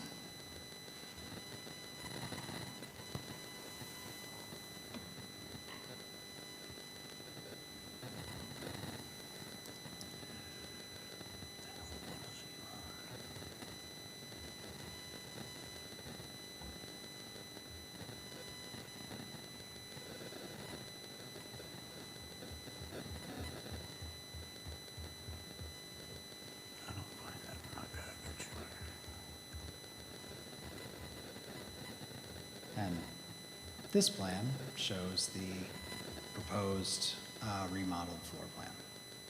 So, as not at the moment, I think. As we say, this is a sort of, we're only expanding an already conforming dimension in the height and remaining conforming at 32.2 feet high, or 32 feet 2 inches high. And this is in keeping with the character of the neighborhood. It's not going to have any additional adverse effects on the neighborhood as to traffic or anything like that. Otherwise, we think this is a project that is ready for approval. We also did respond to all of the various departments' comments. Happy to discuss anything else regarding this project further.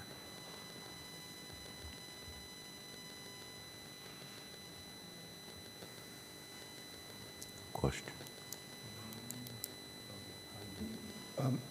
Just want to be clear, how many bedrooms are planned in the package?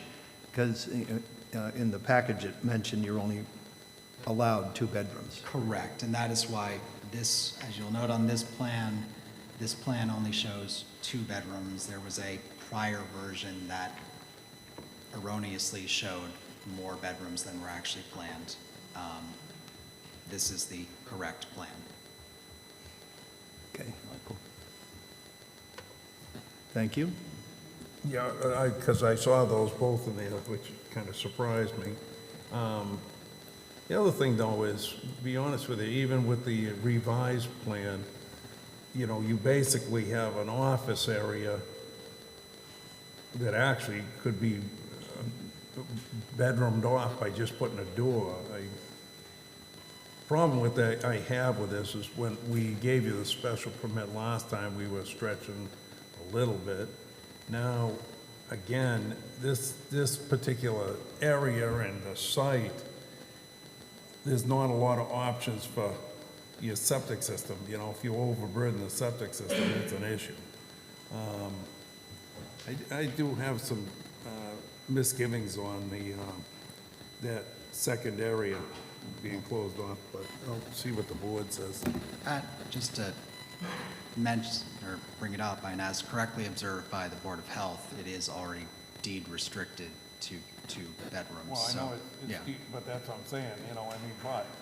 Right. I understand the comment.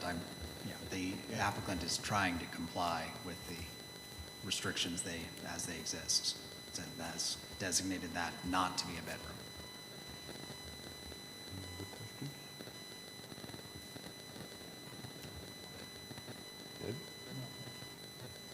You're all set, Ed? Well, I will say, as a retired architect, it looks strange.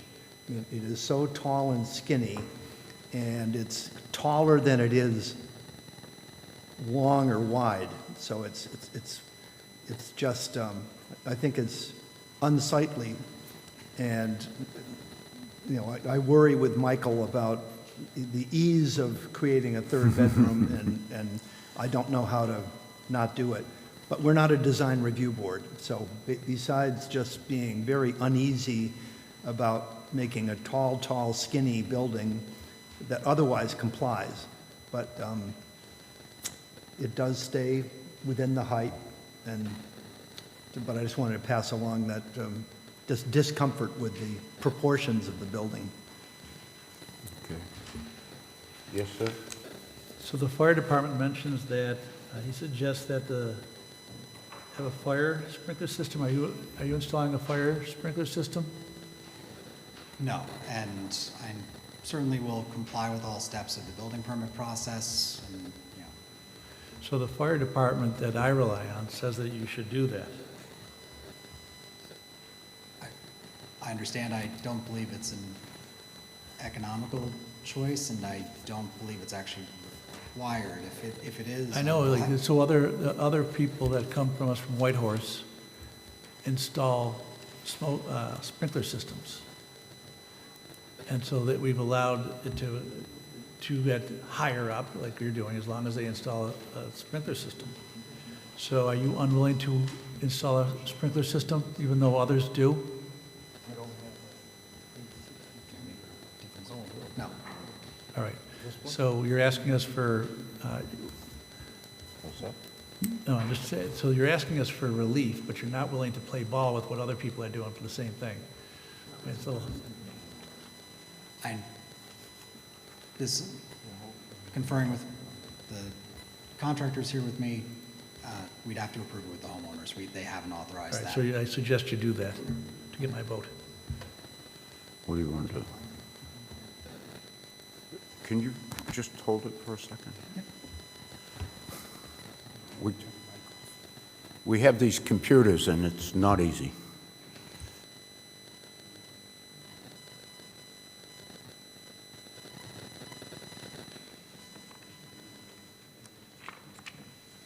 If it's helpful, I did bring some hard copies of the floor plan and site plan, if you'd like them.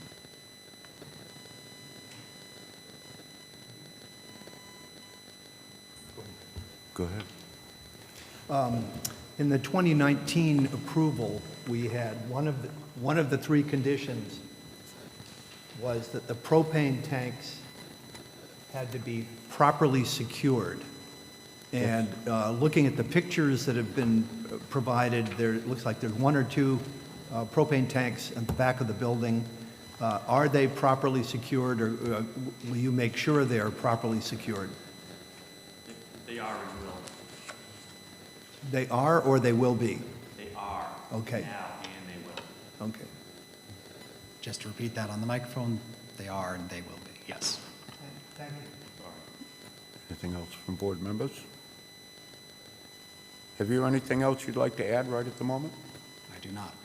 I'm going to open it to public comment. Is there anybody in the audience that would like to speak about this petition? Is there a person up? No. Seeing none, I'm going to close public comment and bring it back for board discussion.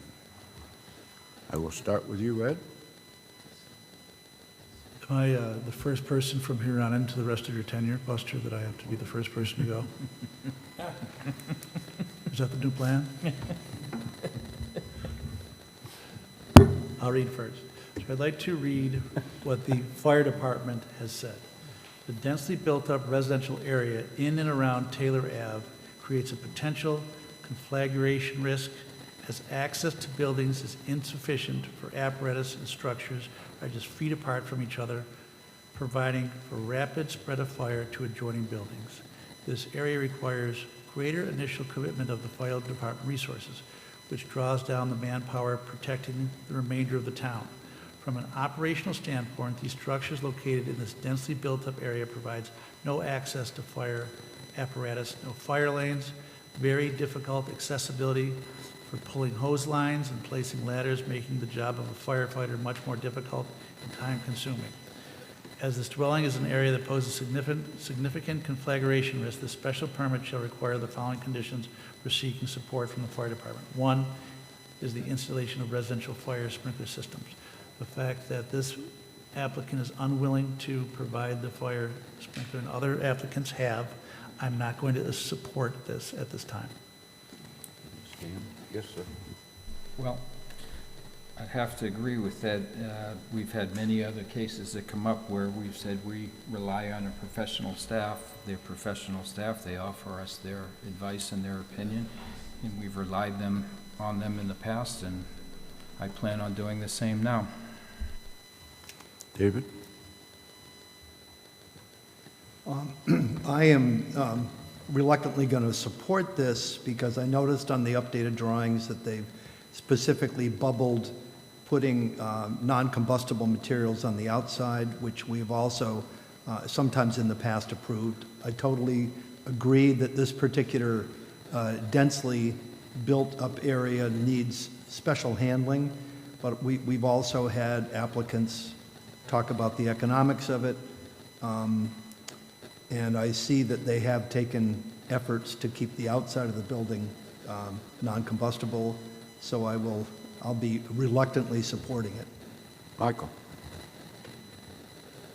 Yeah, personally, I don't think I can support it on two reasons.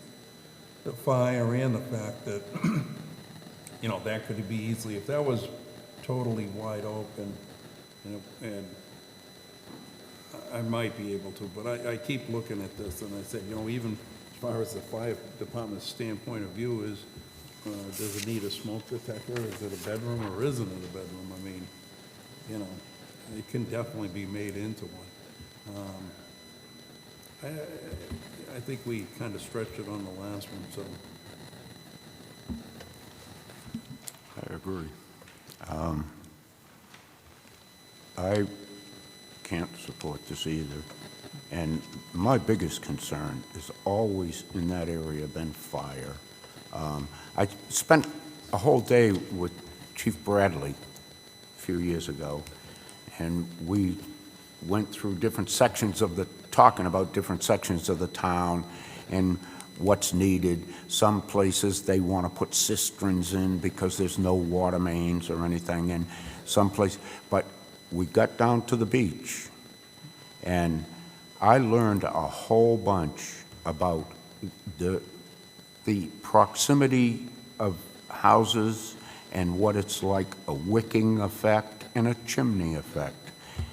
And then I listened to him talk about what happens in January when there's a blizzard and something happens, and they've got to get people in there carrying 75 to 100 pounds of stuff on their back and try and put ladders up and do all of that because we had an opportunity to make something a little better and we didn't take that opportunity. So I can't support this. And that was the first reason. And the second reason, I built a lot of houses, tons of houses. I'm a Johnny Lunch Bucket carpenter. And that whole thing with 4-foot wide opening and stuff will be a bedroom door 10 minutes after the permit's signed. And we all know it. So I'm really, really reluctant about that also. So I can't support this either. This is it. We put that in at request to the BOH. If I can make one comment on the fire thing, or comments, as already mentioned, and it's mentioned in my response to the comments, or to the department memos, this project doesn't change the access situation, and this is also a seasonal residence, but given the board's opinions this evening, we would at this time ask to continue it, to confer with the homeowner and see if they will change their mind on the sprinkler question, if that's acceptable to the board. Okay. Well, I'm going to ask. Well, go ahead. I was going to say, you want to continue to deny it without prejudice? How do you want to do that? I think the plan, I mean, if the second floor, you could widen that. Oh, I'm sorry. So again, I wonder if we'd want to continue it or condition, turn it down without prejudice so he could reapply, or? I'm willing to do that. I mean, I think that. I don't want to continue it because what are we going to continue? Continue to come back here and say the same things? No. Yeah. Well, I mean, again, if that was more of a wide open area, it wasn't petitioned, that'd be one thing. I mean, it might be something he could work out. It's up to you guys. Otherwise, I probably am not gonna support it anyway. I await a motion.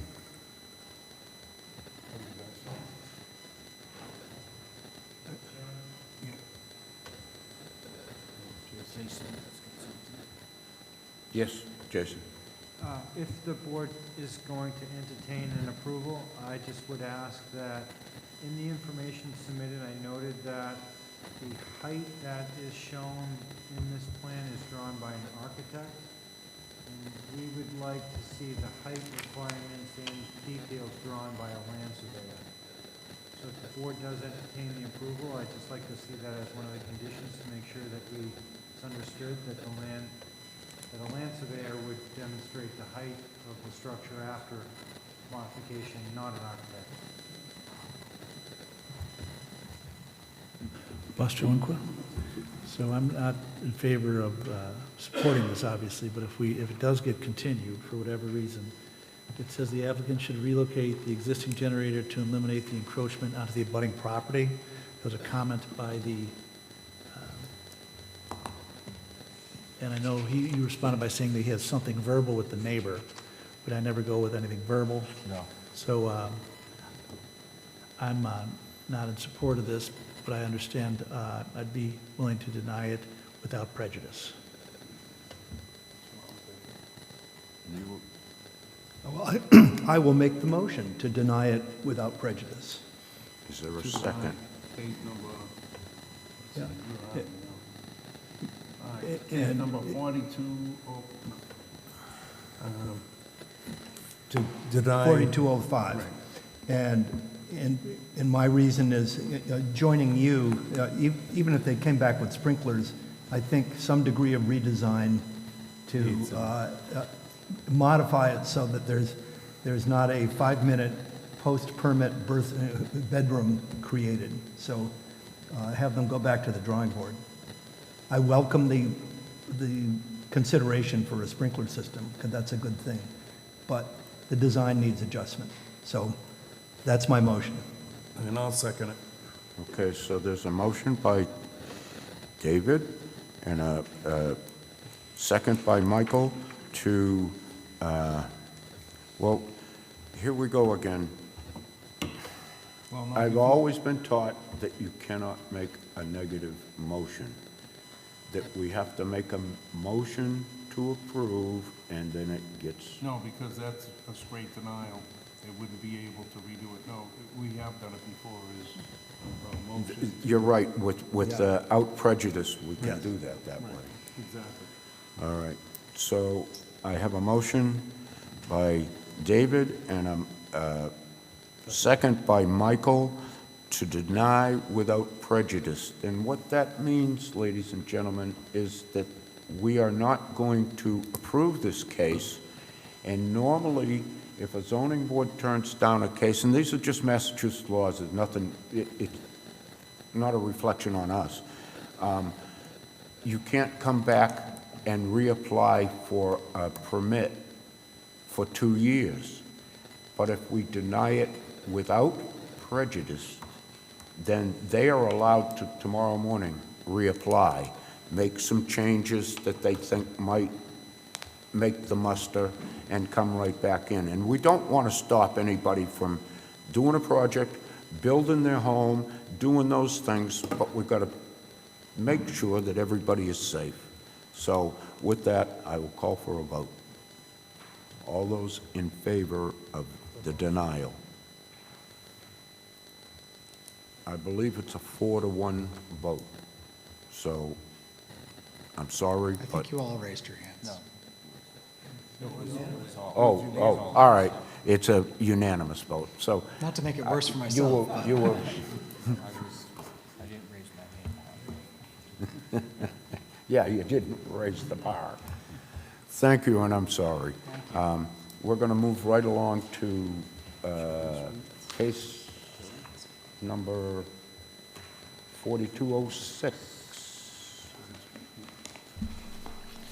Case 4206, the Plymouth Zoning Board of Appeals on the zoning bylaw will hold a public hearing in the Great Hall, Town Hall, 26 Court Street, Plymouth, Mass, on Monday, March 23rd, 2026, at 6 p.m. to hear the petition of B4 Real Estates LLC, Edward Blackwell, requesting a special permit required per section 2039C in order to raise and rebuild a pre-existing non-conforming single-family dwelling on a non-conforming parcel which contains two separate dwellings on a lot on the property of 50 Cherry Street, shown as parcel 005-00053C000 of the assessor's maps dated January 1, 2024 in an R20S zone. The petitioner or his or her representative or any other person desiring to be heard on this request should appear at the time and place designated. Seated on this will be Mr. Leary, Mr. O'Reilly, Mr. Conroy, Mr. Peck, and myself. Who will be presenting?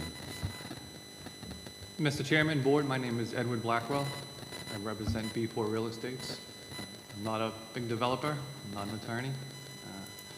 My family and I bought this investment property about 5.5 years ago, located at 50 Cherry Street. The lot consists of a two-family house out front and a bungalow out back. The bungalow I'm seeking to raise and improve was built circa 1900. It's a two-bedroom, and it's old. It's not built to modern standards, it's not energy efficient. In order to better this property, I propose to raise it. Originally, I was going to rebuild it in the exact footprint. You'll see it in the documents I've provided. It's about an 18-inch set-off from my neighbor at 52 Cherry Street. To try to better that a little bit, I propose to move it another foot off, so 2.5 feet off the property line, to decrease the non-conformality a little bit. Also in your package, I've submitted letters from both my neighbors at 52, which I have to encroach upon, approximately 3 or 4 feet of overdig to get the foundation in. I do have written correspondence from him authorizing that and in support of the project.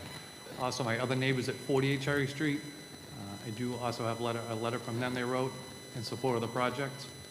I think the pictures I submitted with my application show that the house that is presently there is a little run down, and my proposed house will only better the neighborhood. So I appreciate your time and consideration, and I respectfully ask that you approve this project.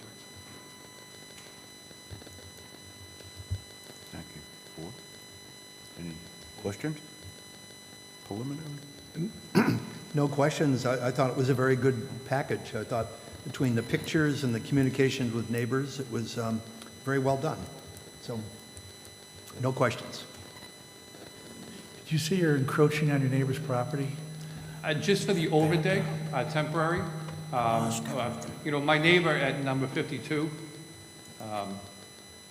has actually been actively involved in the design. I've actually had several redesigns about where the windows be placed to be most advantageous and appease him. So again, as the letter states, he's in support of this project. He's going to let me encroach just for the overdig. And that's one of the other reasons we moved it back a foot, because obviously with the footing, with only 18 inches set off, the footing's going to be so close to his property line, we figured that extra foot will just ensure that everything is on my property. So, overdig, what does that mean? So to build a foundation, right, where the foundation now is 18 inches off the property, you can't just, I'm going to restart from the beginning, foundation up. I can't just put a foundation 18 inches off, dirt falls in, right? So in order to get men in there and put the forms in, I'm going to have to overdig a little bit just to set those forms and pour the foundation. So your structure is going to be on your property when you're done. You just, in order to build the foundation, you're just going to be doing some work, and then you're going to put it back to its precondition so there is no encroachment. Absolutely. All right, thank you. I thought I saw a letter in there. Yeah, it's page 128. Yeah, I thought so. Any other questions? No, but I'll further David's comments. I did see the letter because that's one of the first things I saw was close to the lot line. And you get down, it definitely is going to encroach. I saw those. I think everything else looks great. I'm fine with it. Me too. Have you anything else you'd like to add at this point? No, Mr. Chairman. Well, I'm going to open it up to public comment. If there's anybody in the audience that would like to speak about this petition. Well, seeing none, I'm going to close public comment and bring you back. Have you anything else you would like to add? No, Mr. Chairman. Thank you for your time. All righty. I'll make a motion. We, Well, go ahead. I am going to close this hearing and bring it back to board discussion only.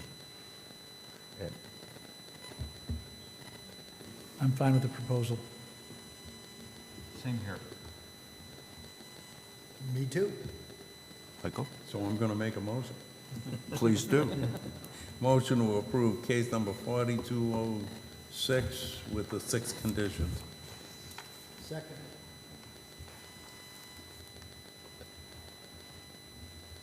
I have a motion by Michael and a second by David to approve case number 4206 with, what is there? How many conditions? 4? 6. 6? With 6 conditions. All those in favor? I'm raising my hand really high this time. It is a unanimous. Have fun, build your house. Thank you, gentlemen. You betcha. Our next case, where did I? Yep. Okay, our next case is case number 4208.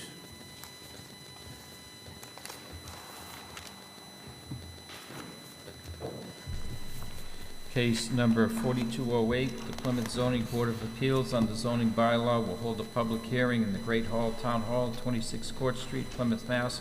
on Monday, March 23rd, 2026 at 6 p.m. to hear the petition of Murder Finton, I hope I said that name correctly, requesting a special permit required per section 2093C in order to demolish and reconstruct a pre-existing non-conforming structure on a pre-existing non-conforming lot on the property of 115 White Horse Road, shown as parcels 045A, 000, 019, 000 of the assessor's maps dated January 1, 2024 in an R20S zone. The petitioner or his or her representative or any other person interested in desiring to be heard on this request should appear at the time and place designated. Thank you. Seated on this will be Mr. Leary, Mr. O'Reilly, Mr. Conroy, Mr. Peck, and myself, who will be presenting. Good evening. I'm Kevin Grady from Grady Consulting, representing the applicant for the special permit application before you. The project is raise and rebuild of an existing dwelling that's in disrepair at 115 White Horse Road. The house was constructed in approximately 1935. The applicant previously applied for and obtained a special permit for this exact same project in 2018. Because of financial reasons, COVID, et cetera, the project never took place, so the permits lapsed and the applicant is reapplying with the similar materials. As you know, the zoning board may grant a special permit to extend, alter, reconstruct, enlarge, or move any pre-existing non-conforming use or structure if the ZBA determines such action shall not constitute a substantial change or detriment to the surrounding area if it meets certain standards. As you know, the standards are that the proposed use is consistent with the purpose and intent of the district. The site is in the R20 SL district, proposing a single-family residential house to replace a single-family residential house. Adequate facilities will be provided for safe and harmonious exercise with the special permit use. The site plan proposes connection to all utilities, electric. We have designed and obtained approval for a new septic system for the 3-bedroom dwelling. The site plan site plan proposes roof drain that are crushed stone trenches along the edges of the foundation.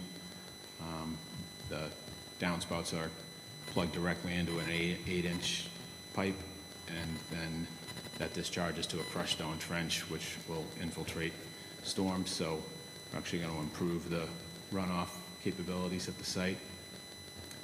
The project proposes on-site parking. We're showing a gravel parking area where there currently isn't any to provide off-street parking and safe, adequate access. Letter C, no hazard to pedestrians or vehicles will be created.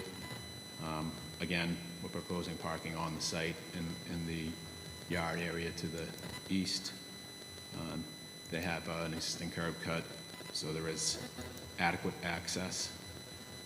No nuisance or adverse effect upon the neighborhood will be created. The house is in severe disrepair.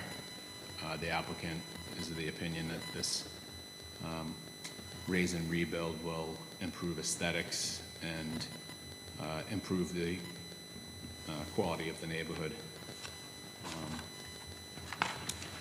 The site was designed to increase the setbacks from the existing non-conforming setbacks. Currently, the side yards at 2.1 feet, proposing 2.4, front yards at 3.6, so moving that to 4 feet, and the rear yard is at 0.1 feet currently, and we're looking to, that's going to be proposed setback 4 feet. So we're increasing the setbacks.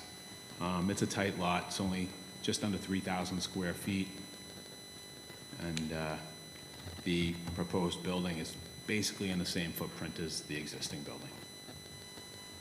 With that, I'll be happy to, well, one last thing, we addressed all comments that were received, engineering, conservation. We're proposing erosion controls around the site, so during construction we're not having any siltation of down gradient areas. We're putting a silt sack in the catch basin to protect the downstream rivers, et cetera, part of the comment from the Conservation Commission. And I think I will leave it at that and take any questions that you have. David? I have no questions. Michael? I'm all set for right now. I mean, you did state that you just let the other one run out for financial reasons? Yeah, the permit we gave the first time ran out just financial reasons? Correct. It was also COVID, so I think we obtained the permit late 2018, and 2020 was shortly thereafter.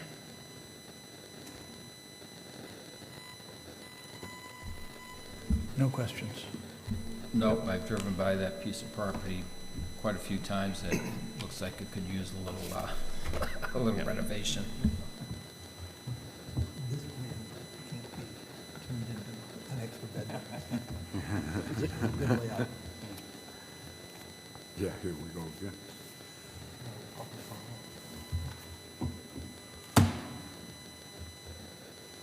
Any other questions from board members for the petitioner? No. At this point. Have you anything else you'd like to add at this point? No, thank you. Thanks. I'm going to then open it to the audience for public comment. I see hands raised. Yep, go ahead. Good evening. I'm Julie Chalkrock, 113 White Horse Road. Just a quick comment. I just want to make sure that the property boundaries are clearly marked. I do notice on the northwest there is a rod and a stone bound, and they are basing their set lines off of the rod, and I'm curious as to why instead of using the stone bound. So that's one question, and so I would like everything clearly marked so we can see where the property line is. And I'm also concerned, as Mr. Grady mentioned, it's a very tight lot. about the demolition excavation that will be going on along the west side of the property. How will that be prevented from undermining soils on our side? Thank you. Okay, Hi, thank you. Laura Chalkrek, 113 Whitehorse Road. Good evening. I'm the direct abutter to the west of the property. I'm not opposed to the owners improving this property. They've let it go for so long that it is a hazard, but I'm strongly opposed to the intensification of this nonconformity. Currently, our homes are only 13 feet and a few inches apart from wall to wall. And the structure's only built 17 to 21 inches from my property line, has been significantly overwhelming my property. Increasing this to a 3-story home from a 2-story home will block light from my home and my garden, causing detriment to my property. Furthermore, the history of the property shows that with such an insignificant setback, it's already a hardship for my property. I've spent 10 years cleaning up shattered glass, shingles, debris in my yard due to the close proximity of this unmaintained property. Under Mass General Law, this expansion is substantially more detrimental to my property, adding a 3rd story. In addition to loss of light and air by increasing the height to 3 stories, I am also very concerned with the fire and safety. A 3-story building on a property line creates a higher fire spread risk than a 2-story home. I'm also concerned with the ability and safety of the fire department being able to adequately access either property in the event of a fire, being that there's only 13 feet from, again, wall to wall of the structures. There's a submitted on the plan a propane fireplace that vents directly to my wooden fence and only has a 1-hour fire rating wall. In addition to the concerns I have with the structure being built on the property line, I'm also very concerned with construction and do not understand how this structure can be rebuilt on the property line without causing any destruction to my or my other abutters' properties. I'm concerned with the digging of the foundation so close and the effects that may cause undermining to the property and putting my foundation at risk. In closing, I respectfully ask if a permit is granted, it be conditioned that the owner move the structure to attempt to meet current setback requirements. There's ample room on the lot to do so. And I do have photos for you to look at that would clearly show. I think it doesn't show how close this truly is and what a tight space this is on that, but I do have photos if you care to look at them. I'd appreciate it. Okay. Can I come over? Just, you can hand them, yeah.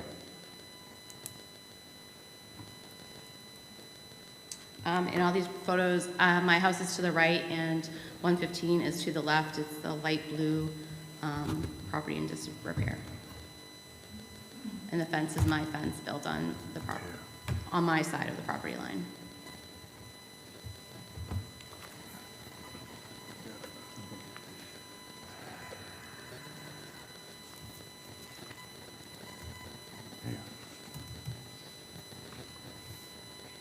I know the house, I mean, we've all seen.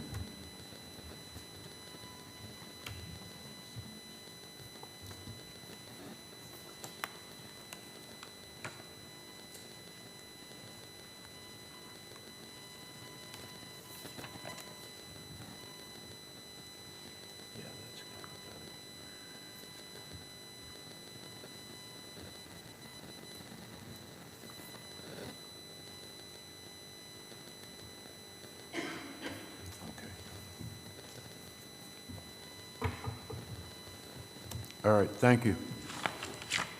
Is there anybody else that would like to speak about this petition? Seeing none, I'm going to close public comment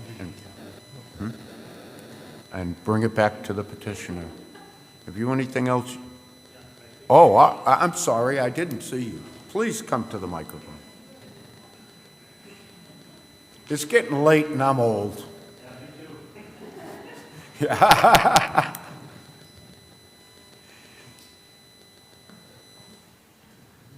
my name's George Betts. I'm over at 5 Center Ave. I'm directly kitty corner to the property. And with these houses are all right on top of each other, I'm just wondering whether they have a sprinkler system, or as we mentioned at the previous case, should it be included in this? That's all. Thanks. Anyone else? Am I missing anybody? Now I will close public comment and bring it back to the petitioner.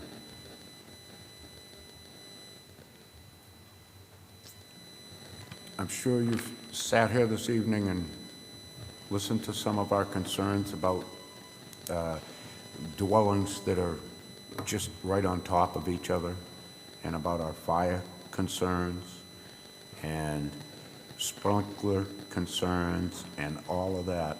And for me to support this, I would have to make sure that that building is built with fire retardant materials on the outside, and I would love to see a sprinkler system on the inside.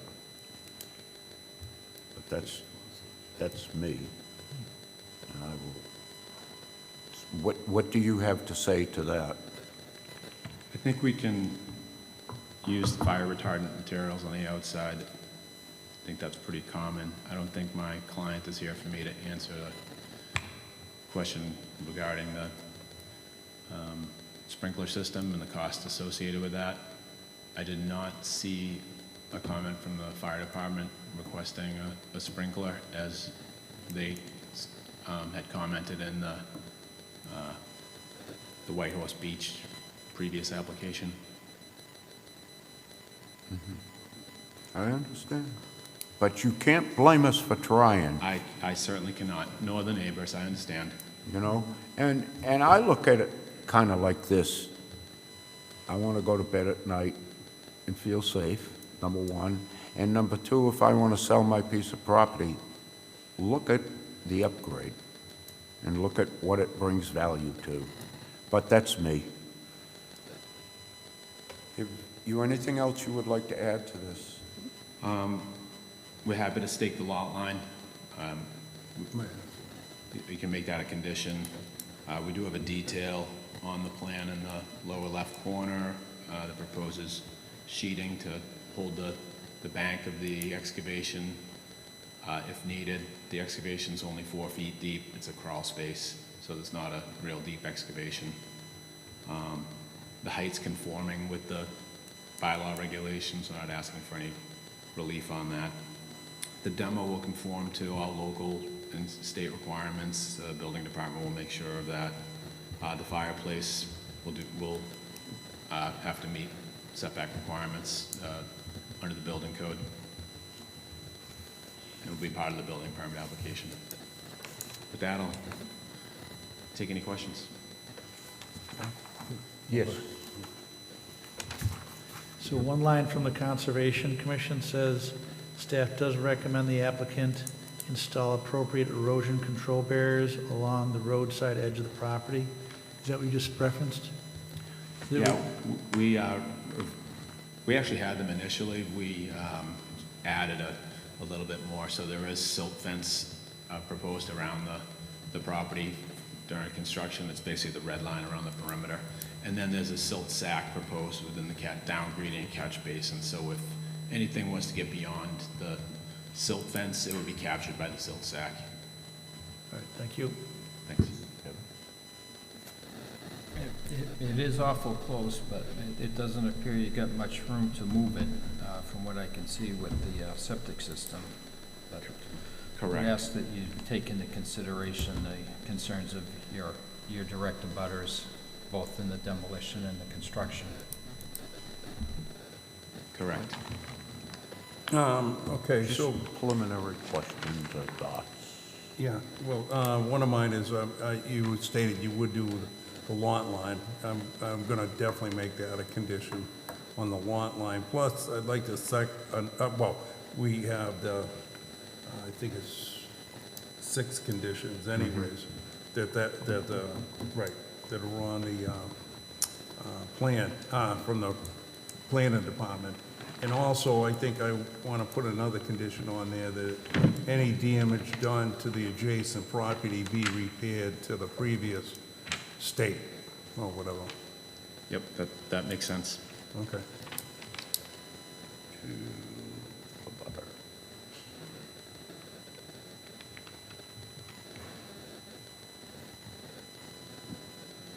So you want that to, damage to abutters to be completely paid for by?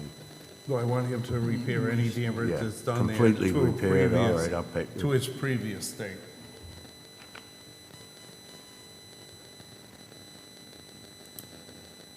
in the first after the 6 conditions, one condition that he mark the lot line and sufficiently, you know, so that.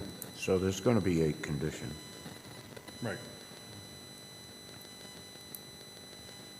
If we approve it. So. Go ahead. If you have anything else you'd like to add? No, thank you.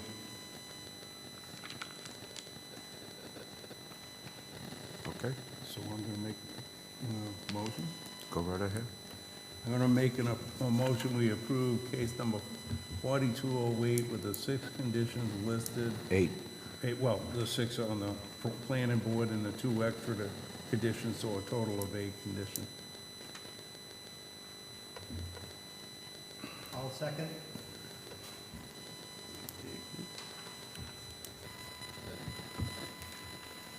All right, I have a motion by Michael and a second by David to approve case number 4208, and there will be 8 conditions. All those in favor? It is a unanimous decision. Thank you. Thank you very much.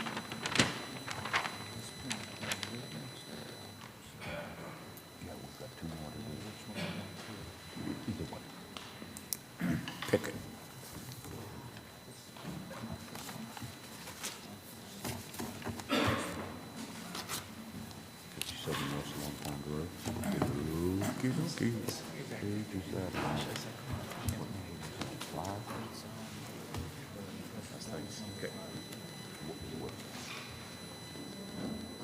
4207.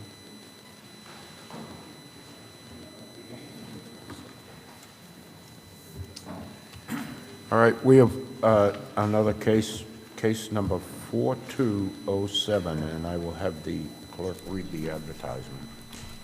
Case number 4207, the Plymouth Zoning Board of Appeals on the zoning bylaw will hold a public hearing in the Great Hall, Town Hall, 26 Court Street, Plymouth, Mass. on Monday, March 23rd, 2026, at 6 p.m. to hear the petition of Shannon Doonan requesting a special permit required per section 2039C for a pre-existing non-conforming structure in order to construct a second-floor addition over the existing first floor located within the left sideline setback, and per section 2062G2 to perform major construction in the floodplain overlay district on the property of 57 Long Pond Road, shown as parcel 069-000-044E-000 on the assessor's map dated January 1, 2024 in an RR zone. The petitioner or his or her representative or any other person interested in desiring to be heard on this request should appear at the time and place designated. Thank you.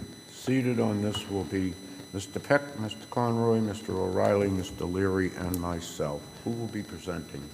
Yes, good evening. Mark Flaherty. I'm presenting there with the Doonans. The Doonans are in the back row over here. Sharon, Ed, and their son Logan. So if So you're saying, Mark, I got to be nice? You have to be nice, Mr. Chairman. That might be a little difficult, but I'm sure you... How's your golf game, buddy? Not so good. So if the board would take a look at the site plan, I have a blow up on the screen right there, but on your computer you can see the photographs in the top left corner. Yeah, the photographs indicate that this structure is been in place a long time. Sharon's relative's father kind of constructed this building. It was intended all along to have a first floor, but I don't think Mr. Coe ever got around to getting the first floor on it. So right now the Doonans would like to really renovate this home, put a first floor on it along with a addition on the street side along with a 2-car garage. They would also include a wood deck on the water side. So what I can kind of walk through the plan for the board. This is Round Pond that the Doonans are on. The lot itself is 63,000 square feet along West Long Pond Road. This long gravel driveway that leads down towards the pond from West Long Pond. This is the existing house that really runs from lot line to lot line. We're looking for a special permit tonight to put the first floor 8 feet from the common property line with the Hamptons that are over here. We're going to have a new septic system, a new drinking well over through here. We've been working with the Board of Health. The Board of Health says when you come in with a final plan, we should have no problem approving this 4-bedroom septic system. We got catch basin along in the driveway itself. We've got some roof drainage going into the hollow dry well back here. The existing septic system is 2 cesspools around the water side, so those will be eliminated. We're showing an erosion control barriers on the back. We're going to remove, there's an encroachment of the shed. The shed's going to come out. That's the encroachment onto the Hamptons property. There's a driveway that comes into the Hampton property that will be abandoned and left to just be able to grow back naturally. We're working with the neighbor, the Terrells, on the south side to be able to eliminate this proposed 4-foot high retaining wall. The grade goes up the hill, so we're cutting into this hill, and I'm to meet with the Terrells like next week to be able to show how we'd like to eliminate this, maybe a $10,000 wall over here, so that's in the mix. We have an application to the Conservation Commission to be heard most likely at the end of April or the first part of May. But one aspect that we're asking for a special permit is for work in the floodplain. The FEMA made when they delineated the flood maps in this area, they made a gigantic error when they delineated the floodplain that goes all the way back up here. This is where what FEMA says the floodplain should be. The actual floodplain is right along the water. The 100-year storm would be right along the water at elevation 68, not up at elevation 84, which would be 16 feet higher than I think Noah's Ark would be floating if we ever got up to this elevation 84. The FEMA, through their LOMA program, has issued other redesignations to elevation 68. That elevation 68 is along just above the retaining wall over at this area. We're expecting word back from FEMA maybe the first week in April. If the board grants approval to this project, we'd be happy to come back and to share with the board in an informal setting that FEMA indeed issued a LOMA to reclassify this grade to elevation 68 and to eliminate all work within this floodplain up to elevation 84. So that's the 2 special permits, is that we're putting the first floor 8 feet away from the northerly property line, and for major construction inside the FEMA 100-year floodplain. We chose to go forward. We were hoping that FEMA would be back with their word well before now, but calls to FEMA indicated the first week of April is when we should have a decision on the matter. So I'm here to answer any questions that you might have. Thank you very much. Board? So right now, there's 2 encroachments on the neighbor's property? Yes, the shed that's going to be removed, Ed, and there's a driveway that just looped in slightly into the Hampton property that's going to be removed. We've been discussing this with the neighbor, and we agreed that those 2 encroachments would be disappeared. I would suggest that. Oh, my Lord. Heck. Then on the other neighbor's side, what are you doing? There's a proposed retaining wall, Ed, that's about 90 feet long, right through here. We wanted to get into the garage, pull into the garage, and be able to pull out. In order to be able to do that, we needed to cut into this hill. In order to cut into this hill, we needed to retain the earth along this property line. So we're proposing on the plan in front of you a 90-foot long, 4-foot high retaining wall. And the neighbor's okay with that? Yeah, we're going to meet with him so that we're going to eliminate that wall and show maybe 8 feet of grading into his property. That's what the hope would be, and that he would be okay with that. But right now, we're showing a retaining wall to the Zoning Board of Appeals.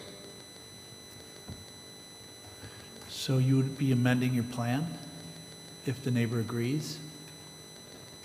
Yes, if we come back informally for the FEMA designation, we also can come back showing the elimination of that retaining wall. So that should be 2 conditions, I would think, if we approve this. Okay, thank you. Buster, one more question. Has the Hamptons agreed to this? They're back here. Hampton might get up and say a few kind words. Better look out. Good evening, gentlemen. I'm Hampton Watkins. I am with my wife, the abutter along this property line. Our cabin is up just off of the map a ways on the north end of Long Pond. I have discussed this with Mr. Flaherty and with the neighbors. We're fine with the 8.8 feet in a 10-foot setback. That's no issue to us. This is all wooded land along our property. And the other things that the neighbors, as well as Mr. Flaherty, have agreed that the roadway that goes around their place and exits back up the driveway, that encroachment will be eliminated, as well as the corner of the shed. So we're good with those items. On the positive side, I think that I appreciate that the neighbors are applying for the LOMA. Across the road on the Long Pond side, there's a fairly narrow strip of land here between Round Pond and Long Pond. Neighbors on the Long Pond side, I know, have applied for a LOMA and it's been granted. So I think that this is just a matter of time, and it would be good for all of the pond to have at least precedent set by this action. I'm also pleased that the cesspools will be eliminated, and I see that Mr. Flaherty has suggested that the septic tank and the pump-up system be moved closer to the back of the garage so that the pumper will have an easier time accessing it. And for the record, we've been at this property, it'll be 19 years in October, and so we have gotten to know the neighbors. We use the cabin seasonally. It's completely unheated, and we put it to bed mid-October and open it again in another few weeks from now, usually mid-April. The items that are beneficial are the floodplain and the cesspool removal and the movement of the septic system far up the hill away from the pond. So I think I'm okay with my question. That's pretty much. Great, thank you so much, sir. You're welcome. Thank you. Anybody else? Mr. Flaherty? Boy, you're moving slow tonight, Mark.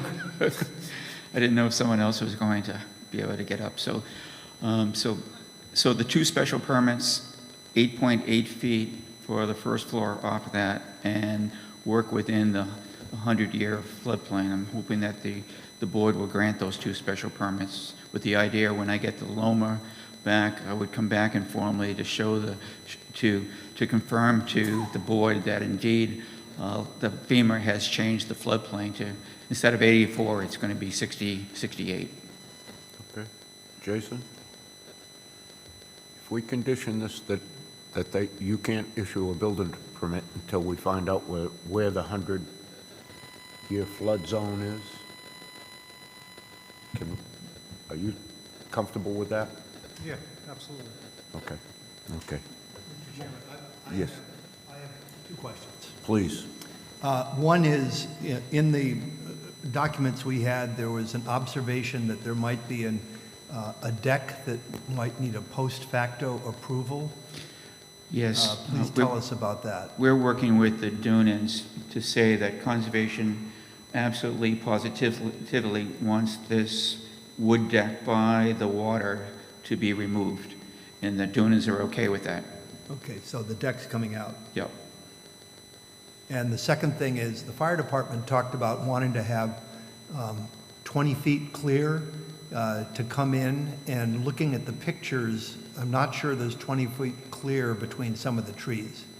So do you need to provide better access, or is the fire department satisfied with what's there?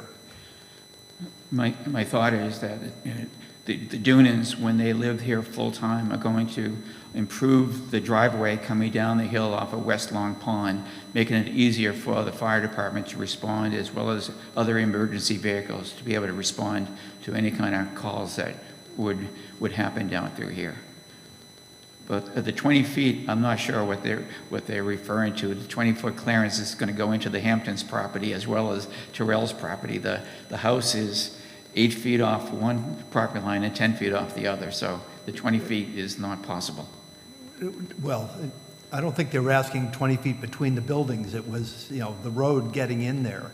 And yeah, we would show a 12 or 14-foot driveway and making sure there's clearance on each side. Okay, That would then probably you add need- up to 20 feet. And you need the vertical clearance, too. 13 Yes, feet right. or 14 feet? Yeah, the 14 feet, 13 and a half feet. Okay, those are the two things I wanted to follow up on. Thank you. Thank you. Michael, got any questions? No, you answered the post facto, and actually, the floodplain, they just come back before this board. It's still in our jurisdiction to grant it anyways. I can't see a pond actually freezing that far up myself. No, I don't have any problems with it. I think it's a good plan. I still would like to condition a subject that we get approval from, that floodplain is erroneous, or that it gets... Or they'd have to come back and kind of say being in the floodplain, yeah. But if we can truly condition this so that you can go forward tonight, I would prefer to do that. I do have one more question, which Yes, I've sir. forgotten, Mr. Chairman. It's actually might be a 6-foot-high retaining wall in places. Just looking at where the contours come in, the high point is 88 feet and the low point is 82 feet, at least where the contours are. So I hope you can persuade the neighbor to grade it, but it's technically, at least in places, more than 4 feet. That's Okay. all. Thank you. I read those notes. Yes, you do, David. I'm wondering if they need a fence on the top of it, They would. because anything over, 32 inches is a fall zone. Anything over I bel- Anything over 48 inches, you'd need to have a stamped structural, it would be a building permit for that retaining wall.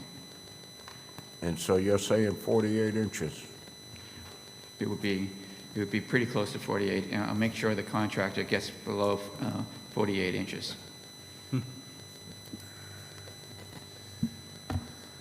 Oh, dear. Yeah.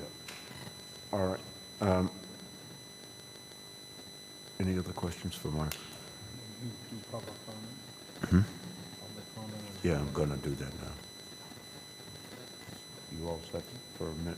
Mark, I'm gonna open it to public comment. Let them comment, and then we will iron this out. I'm sorry, Michael, I didn't hear you. Sit down, please.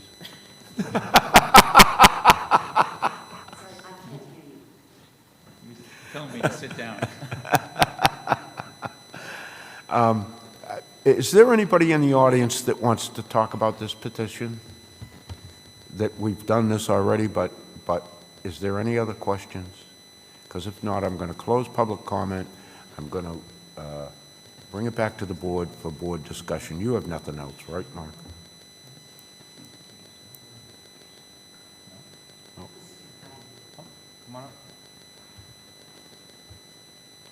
I just wanted to bring up the retaining wall that you're talking about. I am the butter on the other side of the Terrells, and it's a downhill all the way from the street to the water. And it's going to require quite a large retaining wall. And as a result, all of the trees in the area will be lost because of that. This is a very rural neighborhood on a dirt road with all dirt driveways on the pond, which is landlocked all around. It's all conservation area, and I'm really concerned that all the trees are going to have to be cut down in order to complete this project. Yes, ma'am. That's all. Thank you. All right, now I'm going to bring it back to the board. Close comment and go into the deliberations. Have you? I'm going to approve the project, subject to the conditions with the FEMA condition. And I suggest that they don't have to come back to us. They could go to Jason Silva. Yep. And then the other condition was what? I think it was the retaining wall. I mean, The he retaining said wall. he would, you know, they might do it by way of grading, or it's the retaining wall. So I think since they're coming, or they potentially coming back in an informal, we would see that. But if that's now separated, but that's one of the things that was discussed early. I just don't understand if, it usually go one way or the other when we see these plans. We approve something, is it going to be a retaining wall or not? Well, we can ask Mr. Flaherty, but as I understood it, they hope to meet with the neighbor and exchange regrading for a retaining wall. Do we, as a board, do we care what they do? Yeah. If they're showing a retaining wall has to meet structural code and fence on the top or whatever the requirements are. They've shown a retaining wall. A retaining wall would work based on the contours. And then the question is, do we want to see what the alternative, if they come up with an alternative, do we want to see that? Why? Why? Well, We're not a design board. Why? Well, This is the proposal that they have, David. Yeah. Then we might not, if the retaining wall meets code and structural code and height code, then they don't have to come back. They have to satisfy the building inspector. There you go. So that's not a condition? No, Fine, because we have one we're- condition. Okay. Well, I'd like to add they've agreed to remove the illegal deck. Yes. Do we need to place in the condition that they agreed to get rid of the encroachments on Hampton's land? No, because that's in the plan. Right. Fine, all right. But removing the deck, they've agreed, and that was not on the plan. Mr. Chairman, Mr. Chairman, if I may, just for a quick, just so that we're clear on that retaining wall aspect of it. I spoke to Mr. Terrell on the phone. He's down in Florida. He's going to be back next week, but he seemed like he'd have no problem with us grading in about maybe 8 feet into his property, or 6 feet, to get rid of that retaining wall, to eliminate that $10,000 expense on the Dunans. So it's the wish that I have for the board to be able to allow us to work with Mr. Terrell in that short little 6 to 8 feet to be able to grade into his property to get rid of that $10,000 retaining wall. I just want to make sure I'm clear where I'm coming from. Which, in my opinion, Mark, is a good idea, but my problem is, we don't have anything, and to refer back to Ed, we don't have anything in writing. Yeah, that if we come says- back conditionally, we'd be happy to show to get a note from Mr. Terrell. He'd have no problem giving us a temporary grading easement into his property. I'd rather see that than the wall. Yeah, I would too. I'm sure everyone would. What say you? Well, I have no problems with approving it. Now, I mean, if you know, he puts in a wall and it doesn't coincide, he has to come back here anyways for permission. Yeah, I don't have an issue with it. Why would he need to come back if it'd be a less of, so we could approve it with the wall, right? Because he's agreed to do that. And you know what? If the neighbor agrees to give him a temporary easement to do it, that's fine. And then we can eliminate the wall. Well, so he shouldn't have to come back. I don't see why. I mean, Right. Let Jason figure it out. I say let Spencer figure that out. That's what you get for not chipping in this morning. But in reality, that would probably be the easiest way to settle. Yeah, we just approve it the way the plans are. And you know what? If he does get the neighbor to agree to that, it's lesser than what I'm fine with that. Mm-hmm. Approve in writing. Yeah, I think for the record, it needs to be in writing. Yes. For the temporary Yes. regrading. Yes. So everybody's happy, Mark. We need a piece of paper, but we're going to condition it that with that piece of paper and that easement, that temporary repair easement, that you can eliminate the wall if the grading meets code. Thank you. All right?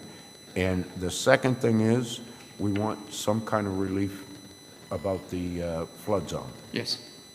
Those two Perfect. things. How's that sound? That sounds great. I await a motion.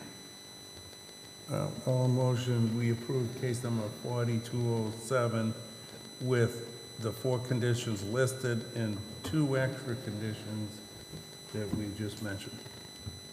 So those will be coming back informal, correct? Do they even need to come back? Because Jason can, Yeah, that's fine. we got enough to do. Yeah, that's no problem. Do the conditions include removing the illegal deck? Yes. Okay, thank you. So, That's conservation, well, yeah, but conservation won't give them a permit anyway until it's done anyway, David, but I'll put it in there. Yeah, please. So now, how many conditions is that? That would be the 3, so 7. I will second Michael's motion.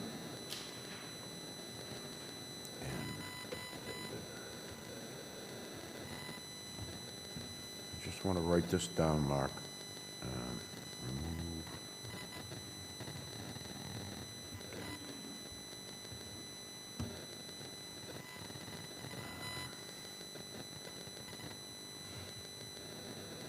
Easement.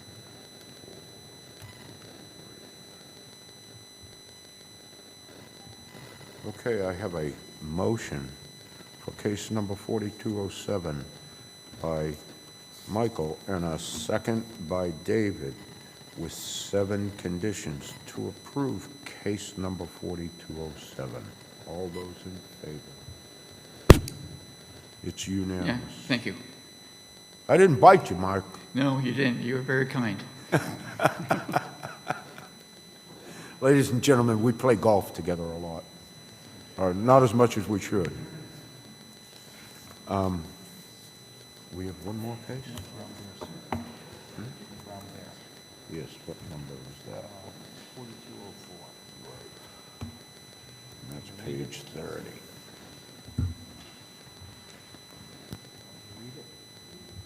please.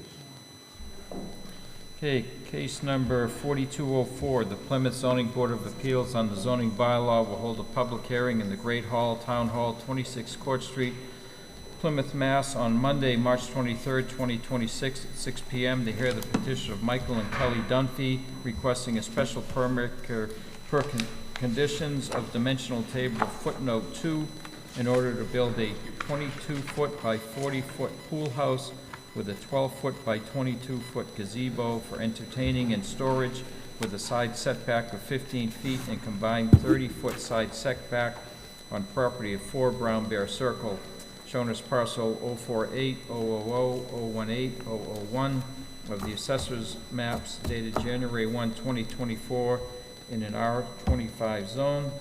The petitioner or his or her representative or any other person interested in desiring to be heard on this request should appear at the time and place designated.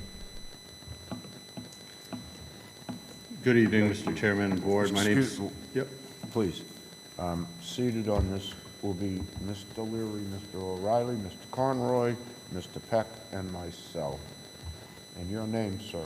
Yeah, my name is Jonathan McKinney with 1620 Builders. I'm here representing my clients, the Dunphys. Not a civil engineer or a lawyer, just a general contractor looking to build the pool house and looking for a special permit to reduce the footprint of one side setback by 4.8 feet.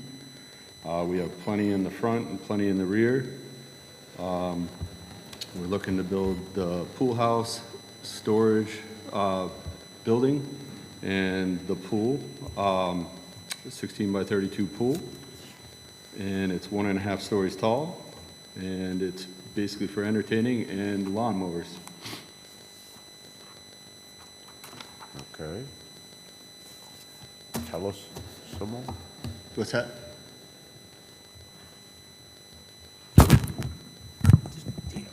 So yeah, we're basically just looking to reduce one side by 4.8 feet to meet the setbacks guidance.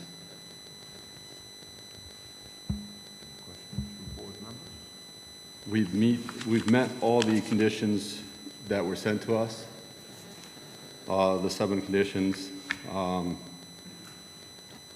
were asked of us.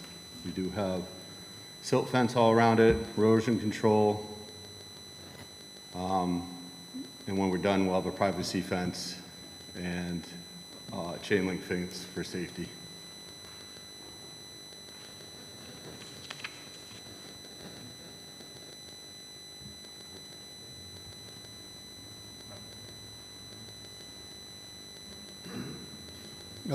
I've got a couple. Sure. First of all, is the pool going to be built at the same time? Correct. Or first? I'm just thinking. Yeah, it's going in, we're going to be digging first, working our way out. Yeah, because otherwise it'd be tough getting around Correct. The building. The second thing is, I'm in locating the pool house, at least on the older plan, that's where the reserve area was, or is, for the septic system. So where is the new reserve area? It's in front of the house. It's been relocated to the front of the house. And does it exist, or has it been approved in that location? It has by Board of Health. Okay, so the reserve area is approved.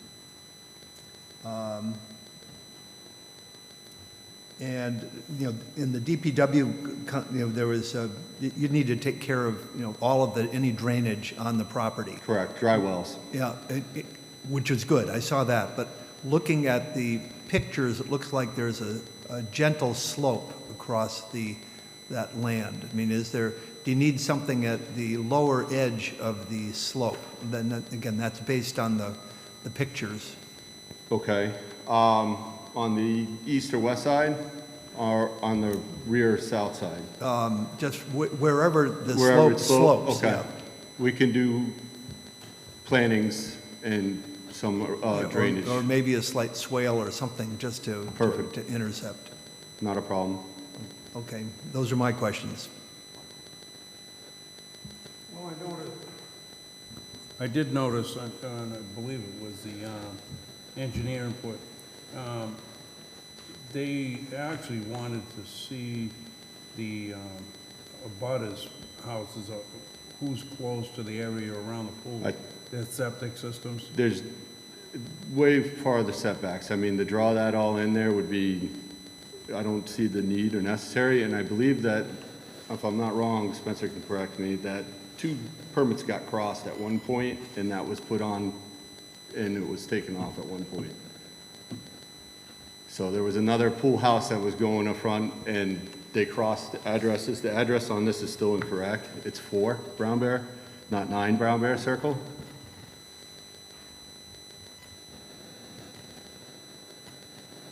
Go ahead.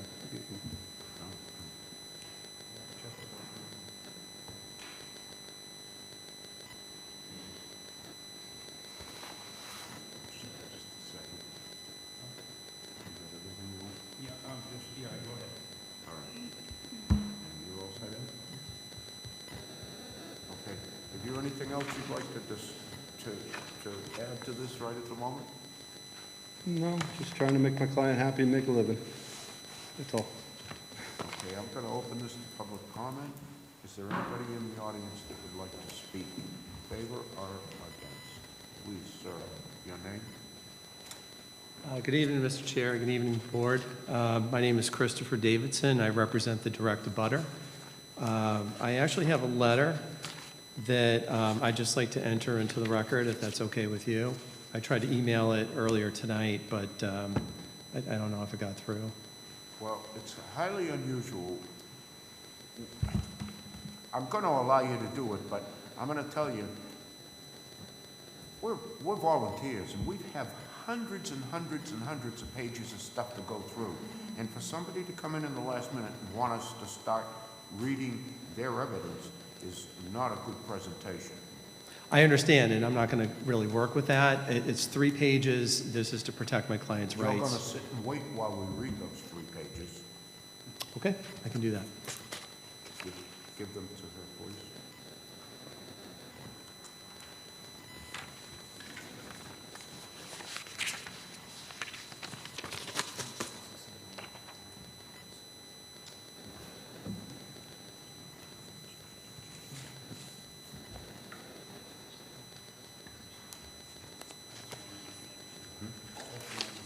Yeah, I wasn't sure. Yeah, we got that right here. Yeah.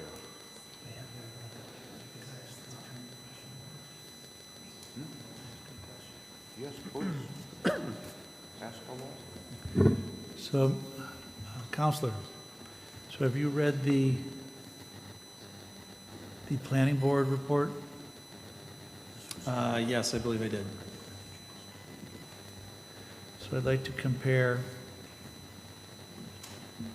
page 2 with the dimensional standards. Yes. And compare the dimension standards to what's referenced in your letter. So that's page 2 of your letter. Compare page 2 of the planning board report.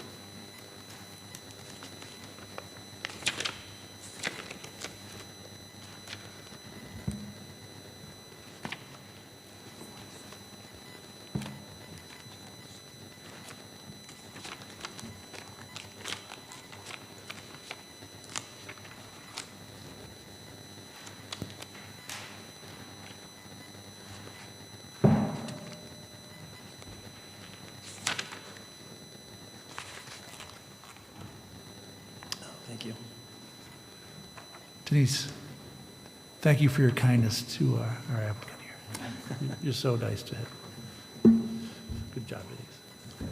All right, so now you have that. Okay. So let's go through the dimensional standards and compare it to your statements. So we have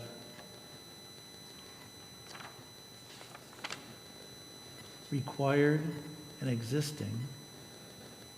It looks like they meet everything on the planning board side. So both side yard setback, total required, side yard setback single, front yard setback front.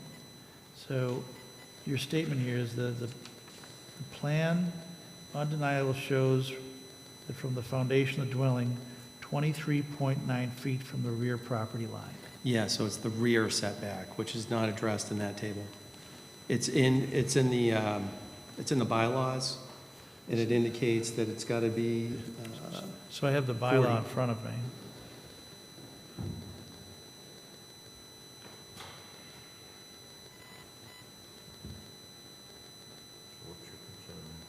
So I believe that his statement isn't addressed on he's saying that our planning board, the planning board memo doesn't address his situation and that the planning board is wrong. So I observed this this evening with the dimensional standards, but I'm just looking at the bylaws. It does have a rear setback requirement. It does say that it's 40. I'm not saying that the planning board is lying or anything. I'm just saying that it's not addressed. So I'm looking at the dimensional standards and footnote 2, and just like what you said. And so where's this 40 feet in the bylaw so I can understand it? So if you go to R25, single family, and then you go across the different columns, it's 1, 2, 3, 4, 5 columns from the right. It says rear setback. And then at single family, it's 40.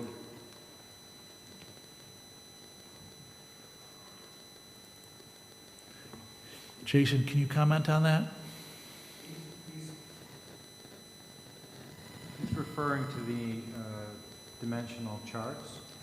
Yep, I'm looking at it, yep. Yeah. So is he right?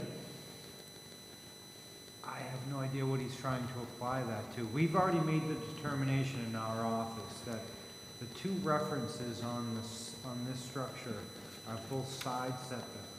Yes. So if he's trying to infer that we incorrectly labeled a side setback when it's supposed to be a rear setback, I highly disagree. We were very thorough. And those two references, and if you think of it, we flagged it for relief as well. Because these side setbacks require a combined 40-foot total. He's got 15 on one side, requiring 25 on the other, and he doesn't have that. And so in this case, that's why we sent him for relief.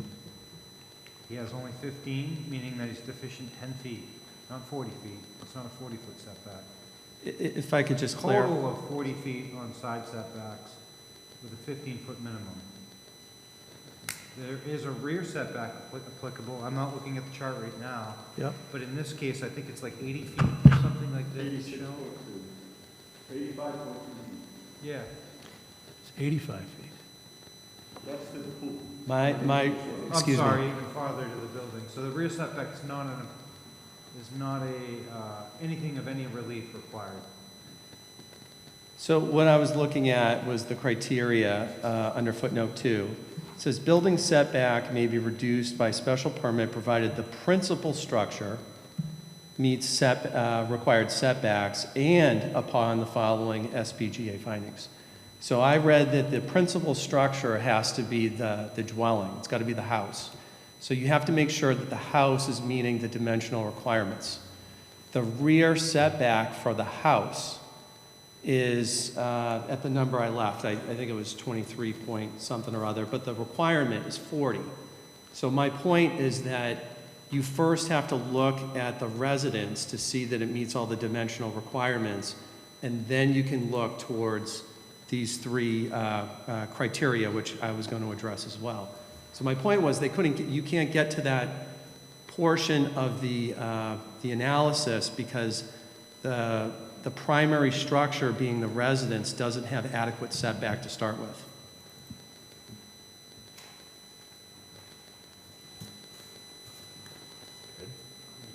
Well, I'm going to go with what Jason says. It's just how it reads. That's how I...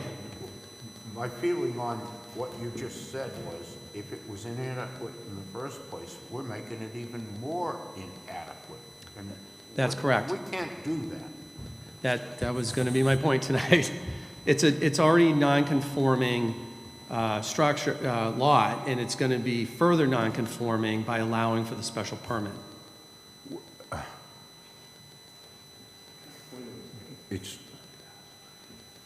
Your point is very, very confusing, to say the least.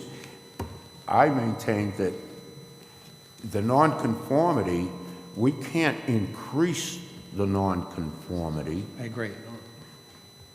and by doing this, we would increase the nonconformity according to our Director of Inspectional Services. Yes, Jason, please.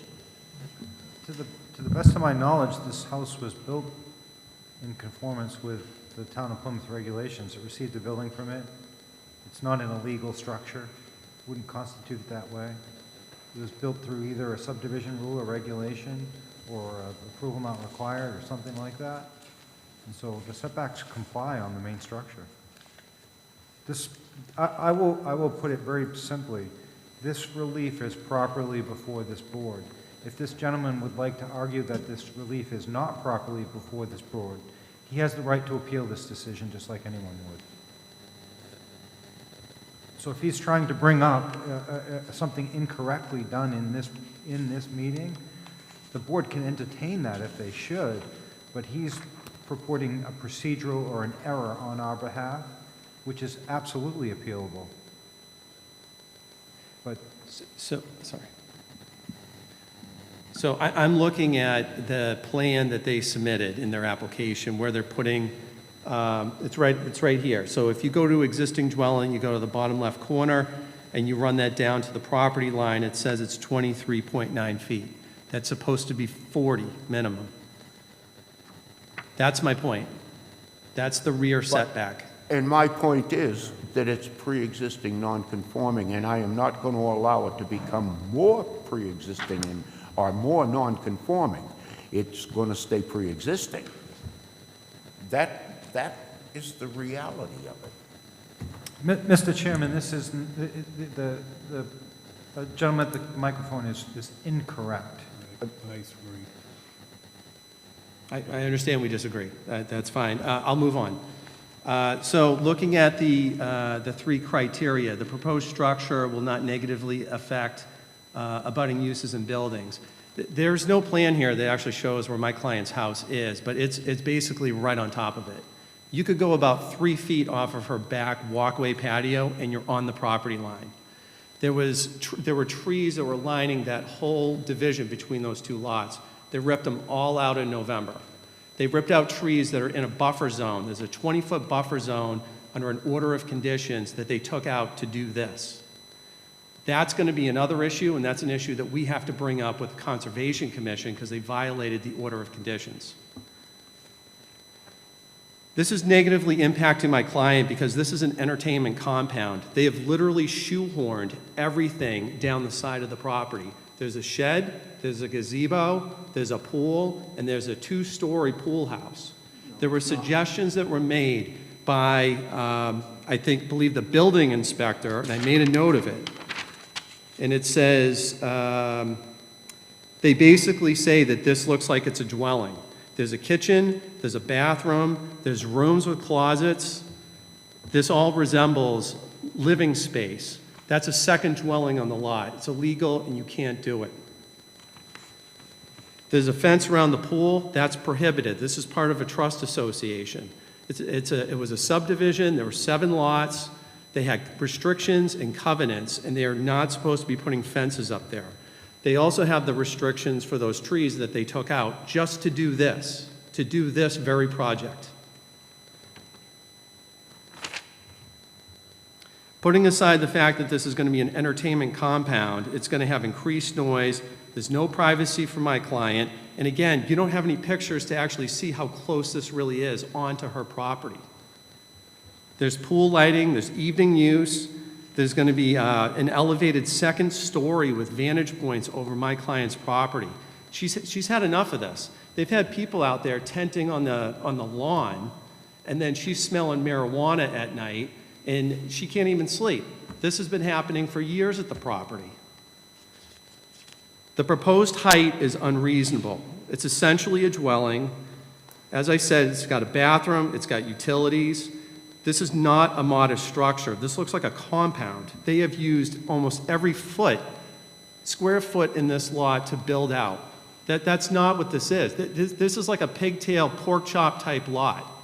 It's not meant to be built down that side. That was meant for privacy.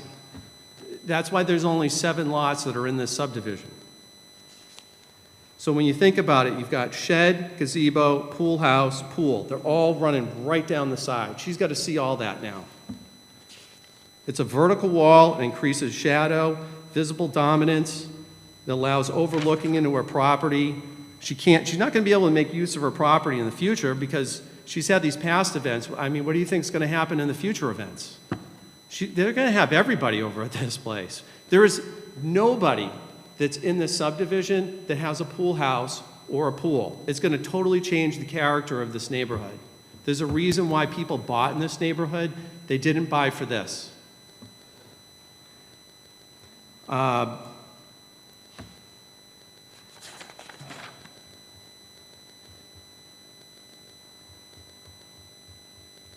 I would just emphasize that you're making a non-conforming lot more non-conforming, which the bylaws are not intended to be used. They're not supposed to be used that way. You're not supposed to be able to shoehorn things into your property so someone else has to stare and look at it or have their property be impacted by that. It was a pretty big undertaking for them to just rip out all those trees down that property line. And they were very cavalier about it because they took out that whole buffer. And that's just something else that we're going to have to deal with, and we're going to have to go before another committee to have that responded to. But you're basically rewarding them for this conduct, and I would ask you not to do that.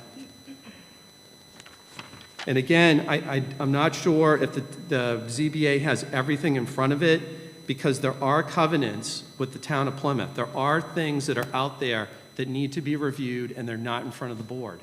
So if you want to continue it, I mean, I wouldn't oppose that, but I prefer it be denied at this time. Thank you. Thank you. Anyone else?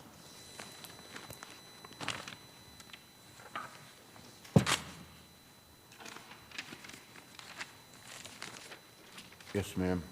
Hi, I'm Kelly Dunphy. I'm the owner of the property. We've lived there for about 12, 14 years now. The neighbor that we are referring to over here, and who just stood up before us, we did speak with the neighbor before we took down the trees.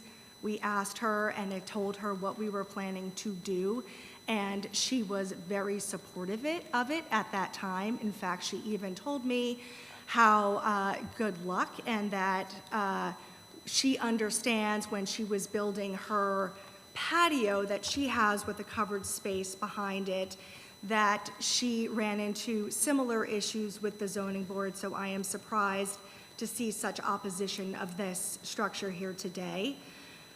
We have done nothing but tastefully upgrade the property since we have been there. We intend to have an absolute privacy fence. If anything, we want more privacy because she has a very Walmart-like camera that is sticking out that can see right into our yard. And we have nothing but intent to build up a very large 6-foot fence with trees around it to put it back around so that nobody can see into our private space that we would like to enjoy.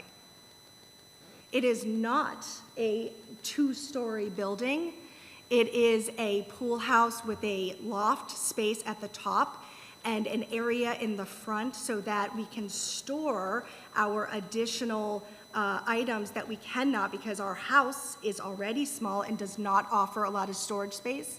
We have no place right now for a lawnmower or any of the tools that we have to build anything in our backyards with our kids.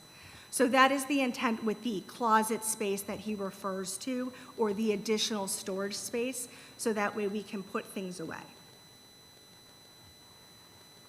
That's all I have to say about that. Thank you. Thank you. Anyone else?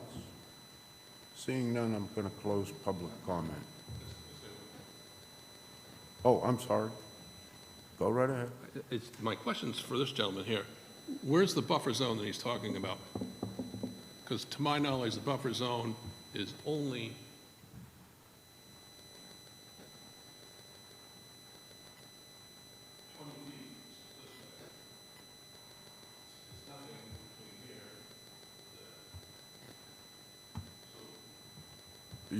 Sir, this is being recorded, so we can't really hear you.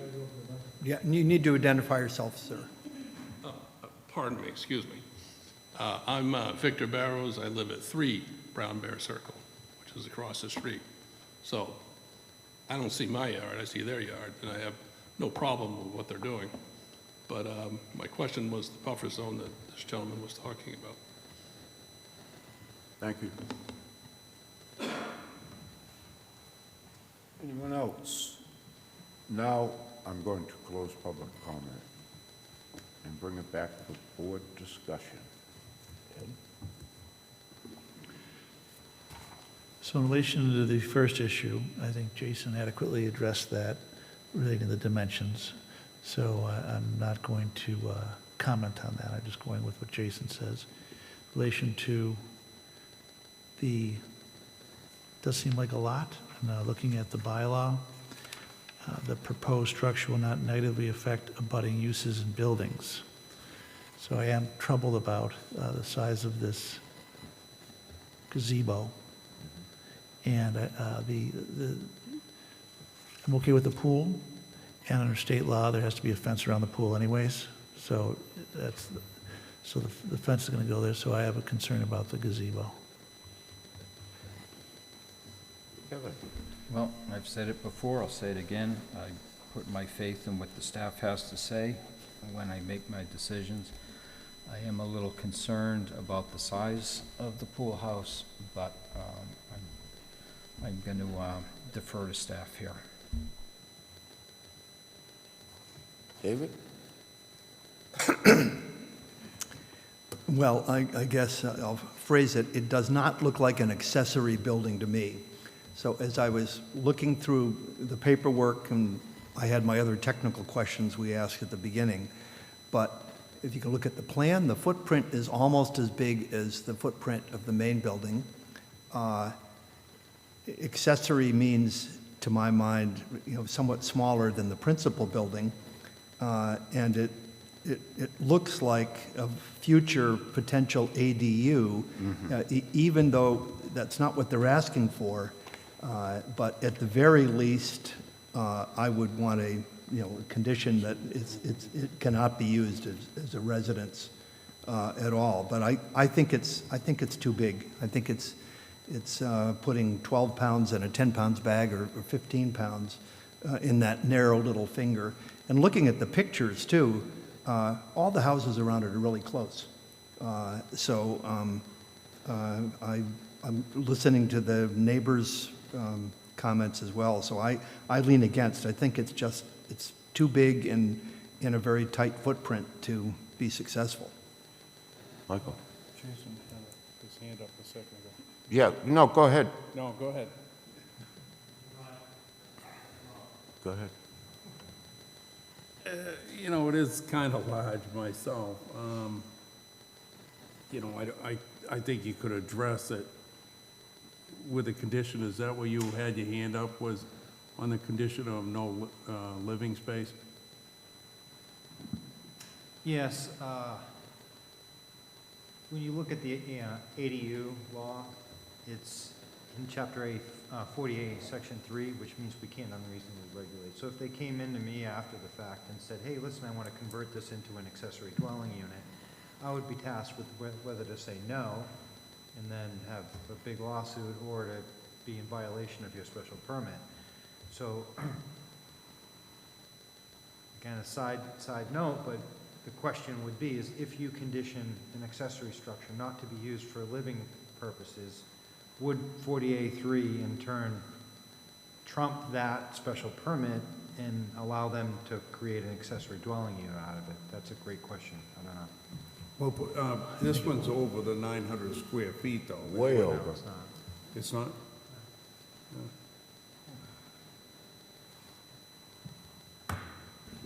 ADU trumps.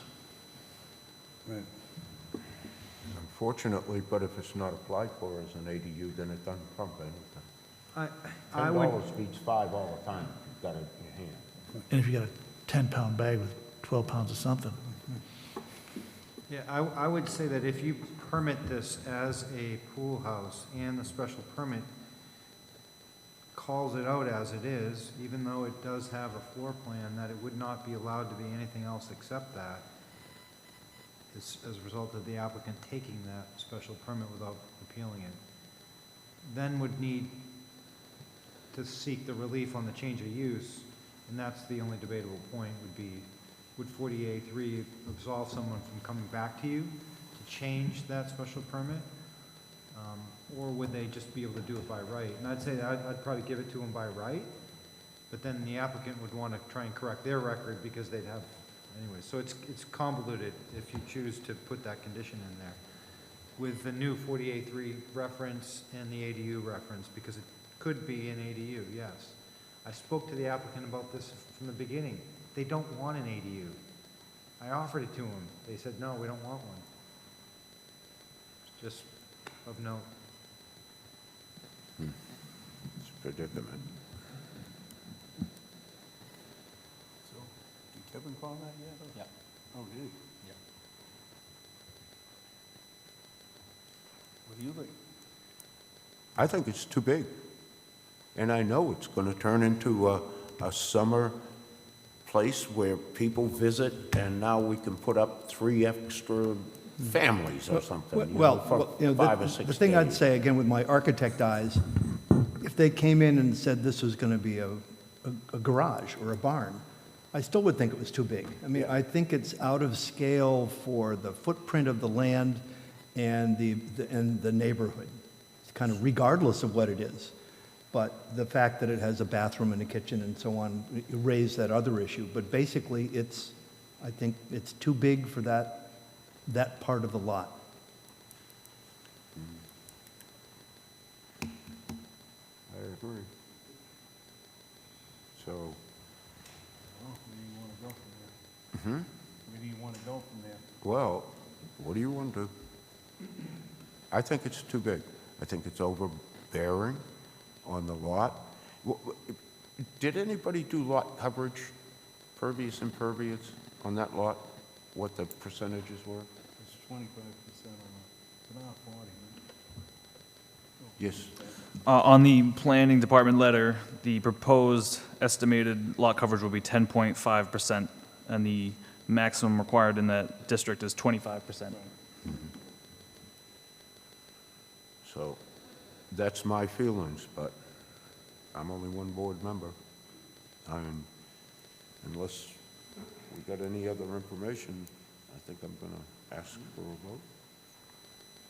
And I think we have to format it as asking for approval. Well, that's what I was going to say, Yeah.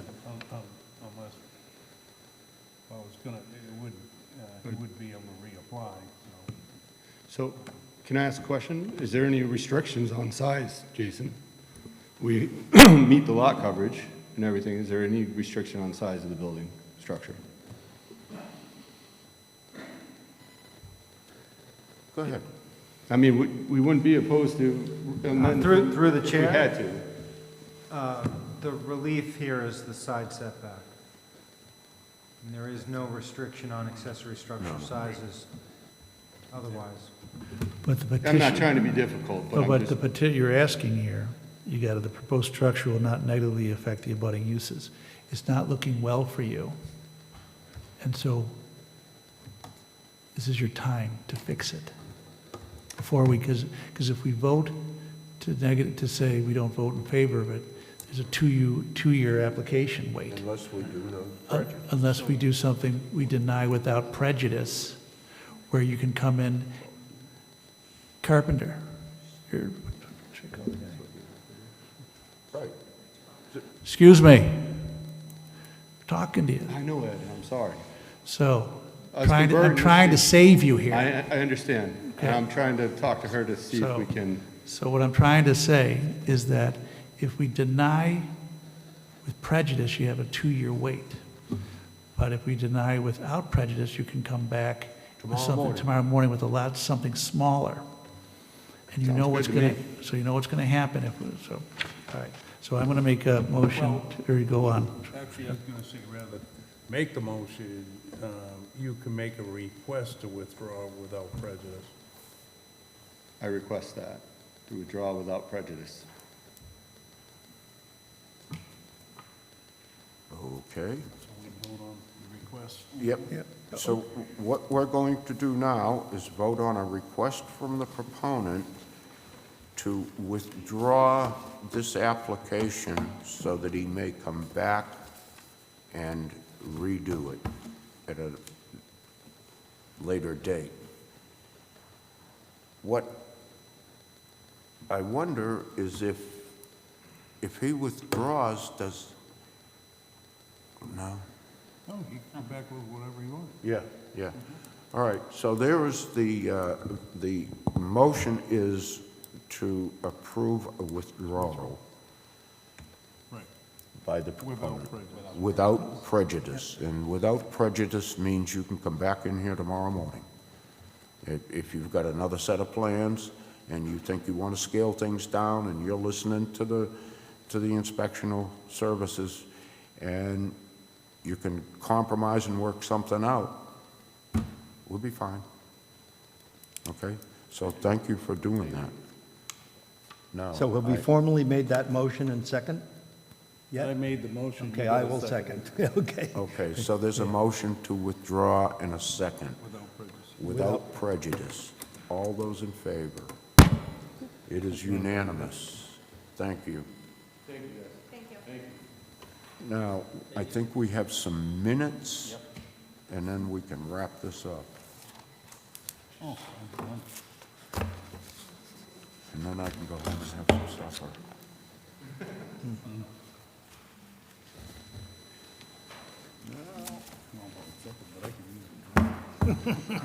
Me too. Oh.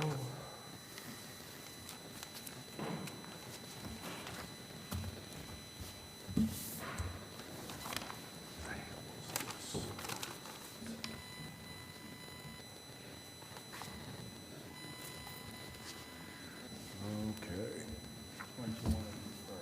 I don't care. Do them all. You're in charge. December 15th or March 2nd? I would say you do December and then. All right, I'll move to approve the minutes from December 15th, 2025. Second. All those in favor? You'll have to, Approved. Go ahead. I'll second it. Yeah, we approved it already. Mark wasn't there. Can you move Mark second? Yeah, move Mark second. Yes. All those in favor? Unanimous. Yes, Mark's second. Ed. no, Ed moved it. I think Ed moved it and. I seconded. David seconded it.